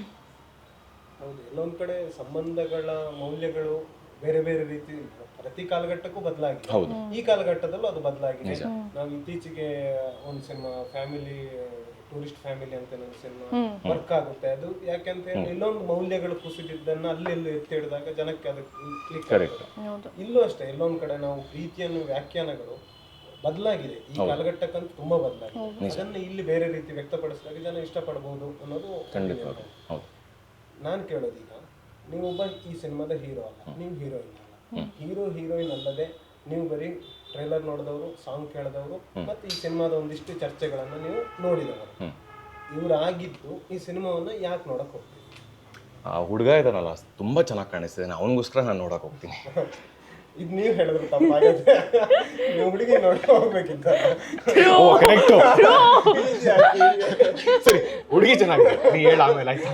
ಹುಡುಗಿ ಚೆನ್ನಾಗಿದ್ದಾಳೆ, ಹುಡುಗಿಗೋಸ್ಕರ ಹೋಗ್ತೀನಿ ನೋಡಿ. ನಾನು ಅದನ್ನ ಹೇಳಕ್ ಹೋಗ್ತೀನಿ, ಅವಳ ಕಣ್ ಚೆನ್ನಾಗಿದೆ. ನಿಮ್ಗೆಲ್ಲ ಕೈ ಕೊಟ್ರೆ ನಿಮಗೆ ಹೀರೋ ಇಷ್ಟ ಆಗ್ಬೇಕು, ಹೀರೋಯಿನ್ ಇಷ್ಟ ಆಗ್ಬೇಕು. ಇಲ್ಲ, ನಾನು ಅದನ್ನ ನೋಡ್ಲಿಕ್ಕೆ ಹೋಗೋದಿಲ್ಲ. ಬಟ್ ನಾನು ಆಸ್ ಅ ಆಡಿಯನ್ಸ್ ನೋಡಿದ್ದಿದ್ರೆ, ಇದ್ರಲ್ಲಿ ನಾನು ಇಲ್ಲದೆ ಬೇರೆಯವರಾಗಿ ನೋಡಿದ್ದಿದ್ರೆ, ಒಂದು ಮ್ಯೂಸಿಕ್ ನನಗೆ ತುಂಬ ಇಷ್ಟ ಆಗಿರೋವಂಥದ್ದು. ಒಂದು ಮ್ಯೂಸಿಕ್ ನಾವೇನು ಮುಂಗಾರು ಮಳೆ ಟೈಮ್ಸಲ್ಲಿ ಫೀಲ್ಸಲ್ಲಿ ಒಂದು ನೋಡ್ತಾ ಇದ್ವಿ. Probably I was first standard ಓದ್ ಸೆಕೆಂಡ್ ಸ್ಟ್ಯಾಂಡರ್ಡ್ ಆ ಟೈಮಲ್ಲಿ. ಬಟ್ ಆದರೂ ಆ ಏಜಲ್ಲೂ ನಮಗೆ ಆ ಮ್ಯೂಸಿಕ್ ಅಂತ ಕೇಳಿದಾಗ ಏನೋ ಒಂದು ಖುಷಿ. ಗಾಡೀಲಿ ಹೋಗ್ತಾ ಇದ್ರೆ ನನಗೂ ಲವ್ ಆಗಿದೆ ಅನ್ನೋ ಥರ ಫೀಲಲ್ಲಿ ಹೋಗ್ತಾ ಇದ್ವಿ. ಯಾಕಂದ್ರೆ ಆ ಕಾಲದಲ್ಲಿ ಕಾರ್ ರಿವರ್ಸ್ ಗೇರ್ ಬಿದ್ದು ಅದೇ ಮ್ಯೂಸಿಕ್. ಸೊ ಒಂದು ಮ್ಯೂಸಿಕ್ಕು ತುಂಬಾ ಡೆಪ್ತಾಗಿ ಒಂದು ಮನಸ್ಸಿಗೆ ಇಳಿಯೋವಂಥ ಒಂದು ಮ್ಯೂಸಿಕ್ ಇದೆ. ಆ್ಯಂಡ್ ಟ್ರಾವೆಲಿಂಗ್ ಇದೆ. ಈ ನಮ್ಮದು ಮಾನ್ಸೂನ್ ಸೀಸನ್ ಜುಲೈಯಲ್ಲಿ, ಆ ಟೈಮಲ್ಲೇ ನಮ್ಮದು ಸಿನಿಮಾ ರಿಲೀಸ್ ಆಗ್ತಾ ಇರೋದು.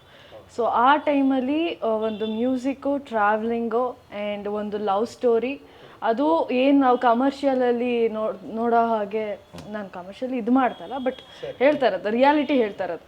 ಸೊ ಅಲ್ಲಿ ನಾವು ನೋಡಿದಾಗೆ ಒಬ್ಬ ವಿಲನ್ ಇರ್ತಾನೆ, ಅವ್ನು ಹೊಡಿತಾನೆ, ಸೇವ್ ಮಾಡ್ತಾನೆ, ಅಲ್ಲೇನೋ ಲವ್ ಸ್ಟೋರಿ ಆಗುತ್ತೆ. ಅದಿಲ್ಲದೇನೆ ರಿಯಾಲಿಟಿಯಲ್ಲೂ ಲವ್ ಸ್ಟೋರಿ ಹೆಂಗಿರುತ್ತೆ ಅದನ್ನ ಜನ ಅಷ್ಟು ನೋಡಿರಲ್ಲ. ಅದನ್ನು ನೋಡಿದ್ರೆ ಸಮ್ವೇರ್ ದೇ ಫೀಲ್ ದ್ಯಾಟ್ ಓ ನನಗೆ ಆಗ್ತಾ ಇರೋದೇ ನಾನು ನೋಡ್ತಾ ಇದ್ದೀನಿ. ಸಮ್ವೇರ್ ಲೈಕ್ ನಮಗೂ ಅಂದರೆ ಅರ್ಥ ಮಾಡ್ಕೊಳ್ತಾರೆ ಅವರು. ಹೆಂಗೆ ಹೇಳೋದು, ಸೀಡ್ ಬೇಡ ಅಂದರೆ ಲೈಕ್ ನಮ್ಮ ಕತೆನೂ ಅವ್ರಿಗೆ ಗೊತ್ತು, ಅಂದರೆ ನನ್ನ ಕತೆನ ನಾನು ನೋಡ್ತಾ ಇದ್ದೀನಿ, there is someone to hear us ಅನ್ನೋ ಥರ. ಸೊ ಅದೊಂದು ತುಂಬಾ ಚೆನ್ನಾಗಿ ತೋರಿಸ್ಕೊಡ್ತಾರೆ ಅಂತ ಅದೊಂದು ನಂಬಿಕೆನ ಮೇಲೆ ಇದಿಷ್ಟ್ರ ಮೇಲೂ ನಾನು ಹೋಗ್ತೀನಿ. ಐ ಥಿಂಕ್ ಈ ಸಿನಿಮಾ ಪೋಸ್ಟರ್ಸ್ ನೋಡಿದಾಗ ಅಥವಾ ಟ್ರೈಲರ್ಸ್ ನೋಡಿದಾಗ ಇಮ್ಮಿಡಿಯೇಟಾಗಿ ನನಗೆ ಕನೆಕ್ಟ್ ಆಗ್ತಿರೋದು ಪ್ರೀತಿ ಬಗ್ಗೆ ಒಂದು ಸಿನಿಮಾ ಇದು. ಐ ಥಿಂಕ್ ಪ್ರೀತಿ ಬಗ್ಗೆ ಒಂದು ಸಿನಿಮಾ ನೋಡಿನೇ ತುಂಬ ಕಾಲ ಆಗಿದೆ, ಅದರಲ್ಲೂ ಕನ್ನಡದಲ್ಲಿ ಪ್ರೀತಿ ಬಗ್ಗೆ ಒಂದು ಫ್ರೆಶ್ ಪರ್ಸ್ಪೆಕ್ಟಿವ್ ಆಗಿರಬಹುದು, ವಿತ್ ಇಷ್ಟೊಂದು ಒಳ್ಳೊಳ್ಳೆ ಹಾಡುಗಳು, ಕೇಳೋದಕ್ಕೆ ಇಂಪಾಗಿರೋವಂಥ ಹಾಡುಗಳು, ಸೂದಿಂಗ್ ಹಾಡುಗಳು. ಅವಳು ಹೇಳಿದಾಗೇ ಐ ಥಿಂಕ್ ಮುಂಗಾರು ಮಳೆಯಲ್ಲಿ ಒಂದು ಇತ್ತು ಫೀಲಿಂಗು. ಅದು ನಾವು ಯಾವ ಬಸ್ಸಲ್ಲಿದ್ದಾಗ ನಾನು ಕೇಳ್ತಿದ್ದೆ, ಸುಮಾರು ಎಲ್ಲ ಬಸ್ ಡ್ರೈವರ್ಸು ಆ ಸಾಂಗ್ ಖಂಡಿತವಾಗ್ಲೂ ಪ್ಲೇ ಮಾಡೋರು. ಪ್ಲೇ ಮಾಡಿದ ತಕ್ಷಣ ನಾವು ಅದೇ ಫೀಲಿಂಗಲ್ಲಿ ಹೋಗ್ತಿದ್ವಿ, ಕಣ್ಣಲ್ಲಿ ಎಲ್ಲೋ ಒಂದು ಕಡೆ ಒಂದು ನೀರು ಸೇರಿಕೊಳ್ಳೋದು, ಇವೆಲ್ಲ ಆಗ್ತಿತ್ತು ಎಲ್ರಿಗೂ. ಆ್ಯಂಡ್ ಸುಮಾರು ಆಲ್ಮೋಸ್ಟ್ ಒಂದು ವರ್ಷನೇ ಅದು ಎಲ್ರಿಗೂ ಸಡನ್ನಾಗಿ ಅಲ್ಲಿ ಆ ಒಂದು ಜಾಗಕ್ಕೆ ಸೇರ್ತಿದ್ವಿ ಎಲ್ರೂ. ಆ್ಯಂಡ್ ಅದರಿಂದ ಐ ಥಿಂಕ್ ಎಲ್ರಿಗೂ ಆ ಒಂದು ಟೈಮಲ್ಲಿ ಪ್ರೀತಿ ಹೆಚ್ಚಾಗಿತ್ತು ಅಂತ ಅನ್ಸುತ್ತೆ, ಬಿಕಾಸ್ ಪ್ರೀತಿ ಬಗ್ಗೆ ಮಾತಾಡ್ತಿದ್ವಿ. ಐ ಥಿಂಕ್ ಈ ಸಿನಿಮಾ ನೋಡಿದಾಗ್ಲೂ ನನಗನ್ಸೋದು ಪ್ರೀತಿ ಬಗ್ಗೆ ಮಾತಾಡ್ತಿದ್ದಾರೆ, ಆಯಿತು ನೋಡೋಣ ಅಂತ ಅನ್ನಿಸ್ತಿದೆ ನನಗೆ. ಒಬ್ಬ ಹೀರೋ ಹೀರೋಯಿನ್ ಆಗಿ ನಿಮಗೆ ನಾನು ಈ ಪ್ರಾಮಿಸ್ ಮಾಡ್ತೇನೆ, ನೀವು ನೋಡಿ ಹೋಗುವಷ್ಟೊತ್ತಿಗೆ ನೀವು ಇದನ್ನ ತಗೊಂಡು ಹೋಗ್ತೀರಿ ಸಿನಿಮಾದಿಂದ ಅಂತ ಹೇಳೋದಾದ್ರೆ ಯಾವ ರೀತಿಯ ಪ್ರಾಮಿಸ್ ಮಾಡ್ತೀರಿ? ಖಂಡಿತವಾಗ್ಲೂ ನಿಮ್ಮೆಲ್ರಿಗೂ ನಮ್ಮ ಒಂದು ಪರ್ಫಾರ್ಮೆನ್ಸ್ ಏನಿದೆಯೋ 100% ಕನೆಕ್ಟ್ ಆಗುತ್ತೆ. ನಾವು ತುಂಬ ಸಿನ್ಸಿಯರಾಗಿ, ತುಂಬ ಸಿನ್ಸಿಯಾರಿಟಿಯಿಂದ, ತುಂಬ ಪ್ರೀತಿಯಿಂದ ಎಲ್ಲರೂ ಒಟ್ಟಿಗೆ ಬಂದು ನಿಮಗೋಸ್ಕರ ಈ ಕಥೆನ ಹೇಳ್ತಿದ್ದೀವಿ. ಸೊ ನನ್ನ ಪ್ರಾಮಿಸ್ ಇದು, ನಿಮಗೆ ಖಂಡಿತವಾಗ್ಲೂ ಯಾರೇ ಆಗಿದ್ರೂ ನಿಮಗೆ ಕನೆಕ್ಟ್ ಅಂತೂ 100% ಆಗುತ್ತೆ. ಐ ಥಿಂಕ್ ಸಿಮಿಲು ಸಿನಿಮಾಗೆ ಬಂದು ನೋಡಾದ್ಮೇಲೆ ಬೈ ಇಂಟರ್ವಲ್ ಬ್ಲಾಕ್ ಅಷ್ಟೊತ್ತಿಗೆ ಎಲ್ಲೋ ಒಂದು ಕಡೆ ಐ ಥಿಂಕ್ ಟೀನೇಜರ್ಸಿಗಂತೂ ತುಂಬಾ ಚೆನ್ನಾಗಿ ಕನೆಕ್ಟ್ ಆಗಿರುತ್ತೆ. ಸೊ ಅವ್ರದ್ದು ಲೈಫಲ್ಲಿ ಒಂದು ಎಕ್ಸ್ಪೀರಿಯನ್ಸಸ್ ಆಗಿರ್ಬೋದು ಅಥವಾ ಎಕ್ಸ್ಪೀರಿಯನ್ಸ್ ಮಾಡ್ತಿರೋರು ತುಂಬಾ ಚೆನ್ನಾಗಿ ಕನೆಕ್ಟ್ ಮಾಡ್ಕೊಳ್ತಾರೆ. ಆ್ಯಂಡ್ ಯಾವ ಪಾಯಿಂಟಲ್ಲೂ ಐ ಡೋಂಟ್ ಥಿಂಕ್ ಅವರಿಗೆ ಬೋರ್ ಆಗಲ್ಲ, ಯಾಕಂದರೆ ಆಲ್ಮೋಸ್ಟ್ ಎಲ್ಲರೂ ರಿಲೇಷನ್ಶಿಪ್ಪಲ್ಲಿ ಇರ್ತಾರೆ, ಏನೋ ಒಂದು ಎಕ್ಸ್ಪೀರಿಯನ್ಸ್ ಅಂತೂ ಆಗಿರುತ್ತೆ, ಎಲ್ಲೋ ಒಂದು ಸೀನಾರು ಅವರಿಗೆ ಖಂಡಿತ ಕನೆಕ್ಟ್ ಆಗೇ ಆಗುತ್ತೆ. ಸೊ ಆ್ಯಂಡ್ ಮೋರ್ ಓವರ್ ಈ ಥರ ಸಿನಿಮಾ ನಮ್ಮ ಕನ್ನಡದಲ್ಲಿ ಬಂದಿಲ್ಲ, which I can assure you that. And ಬೇರೆ ಲ್ಯಾಂಗ್ವೇಜಲ್ಲಿ ಆ ಥರ ಸಿನಿಮಾ ಈ ಥರ ಸಿನಿಮಾ ಬರ್ತಿದೆ ಅಂತ ನಾವು ಹೇಳ್ತಾ ಇರ್ತೀವಿ, ಬಟ್ ನಮ್ಮ ಕನ್ನಡದಲ್ಲೂ ಇಂಥ ಒಳ್ಳೆ ಸಿನಿಮಾ ಇಷ್ಟು ರಿಯಲಿಸ್ಟಿಕ್ಕಾಗೂ ಮಾಡ್ಬೋದು ಅನ್ನೋದನ್ನು ನಾವು ಪ್ರಾಮಿಸ್ ಮಾಡಿದ್ದೀವಿ. ಇನ್ನೂ ಒಂದು ಪ್ರಾಮಿಸ್ ಮಾಡೋದಕ್ಕೆ ಇಷ್ಟ ಆಗ್ತಿದೆ. ಪ್ರೀತಿಯಿಂದ ಪ್ರೀತಿ ಬಗ್ಗೆ ಒಂದು ಹೊಸ ಪರ್ಸ್ಪೆಕ್ಟಿವ್ ಅಂತೂ ಡೆಫಿನೆಟಾಗಿ ಸಿಗುತ್ತೆ, ಇದು ನನ್ನ ಪ್ರಾಮಿಸ್. ಕನ್ನಡದಲ್ಲಿ ಈಗ ಇತ್ತೀಚೆಗೆ ಅಂದರೆ ಸೆಕೆಂಡ್ ಹಾಫ್ ಅಂತಾನೆ ಈ ಇಯರ್ದು ಸೆಕೆಂಡ್ ಹಾಫ್ ಸ್ಟಾರ್ಟ್ ಆದಾಗಿಂದ ಒಂದು ಒಳ್ಳೆ ಎರ ನಡೀತಾ ಇದೆ ಕನ್ನಡಕ್ಕೆ ಅಂತ. ಒಂದಿಷ್ಟು ಜನ ಥಿಯೇಟರ್ ಬರ್ತಿದ್ದಾರೆ, ನೋಡ್ತಿದ್ದಾರೆ, ಕನ್ನಡದ ಮಾದೇವಯ್ಯ ಒಂದಿಷ್ಟು ಜನರನ್ನ ಸೆಳೀತಾ ಇದೆ. ಅದಲ್ಲದೆ ಒಂದಿಷ್ಟು ಸಿನಿಮಾಗಳು ಒಂದು ಒಳ್ಳೆ ಇದರಲ್ಲಿ ಸಾಗ್ತಾ ಇದೆ ಅಂತ. ಅದೇ ಇದರಲ್ಲಿ ಫ್ಲೋಲಿಗೆ ತಗೊಂಡೋಗ್ಲಿ, ಕನ್ನಡ ಇಂಡಸ್ಟ್ರಿಯಲ್ಲಿ ಒಂದಿಷ್ಟು ಜನ ಬರ್ತಾ ಇಲ್ಲ ಅನ್ನೋ ಆರೋಪಗಳನ್ನ ಕಡಿಮೆ ಮಾಡಿ ಜನವನ್ನ ಥಿಯೇಟರ್ಗೆ ಸೆಳೀಲಿ ಅನ್ನೋದು ನನ್ನ ಆಶಯ. Thank you sir. ಇಷ್ಟೊತ್ತು ನಮಗೆ ಸಮಯ ಕೊಟ್ಟಿದ್ದಕ್ಕೆ ಧನ್ಯವಾದಗಳು. Thank you. ತುಂಬ ಸಂತೋಷ. ತುಂಬ ಚೆನ್ನಾಗಿತ್ತು.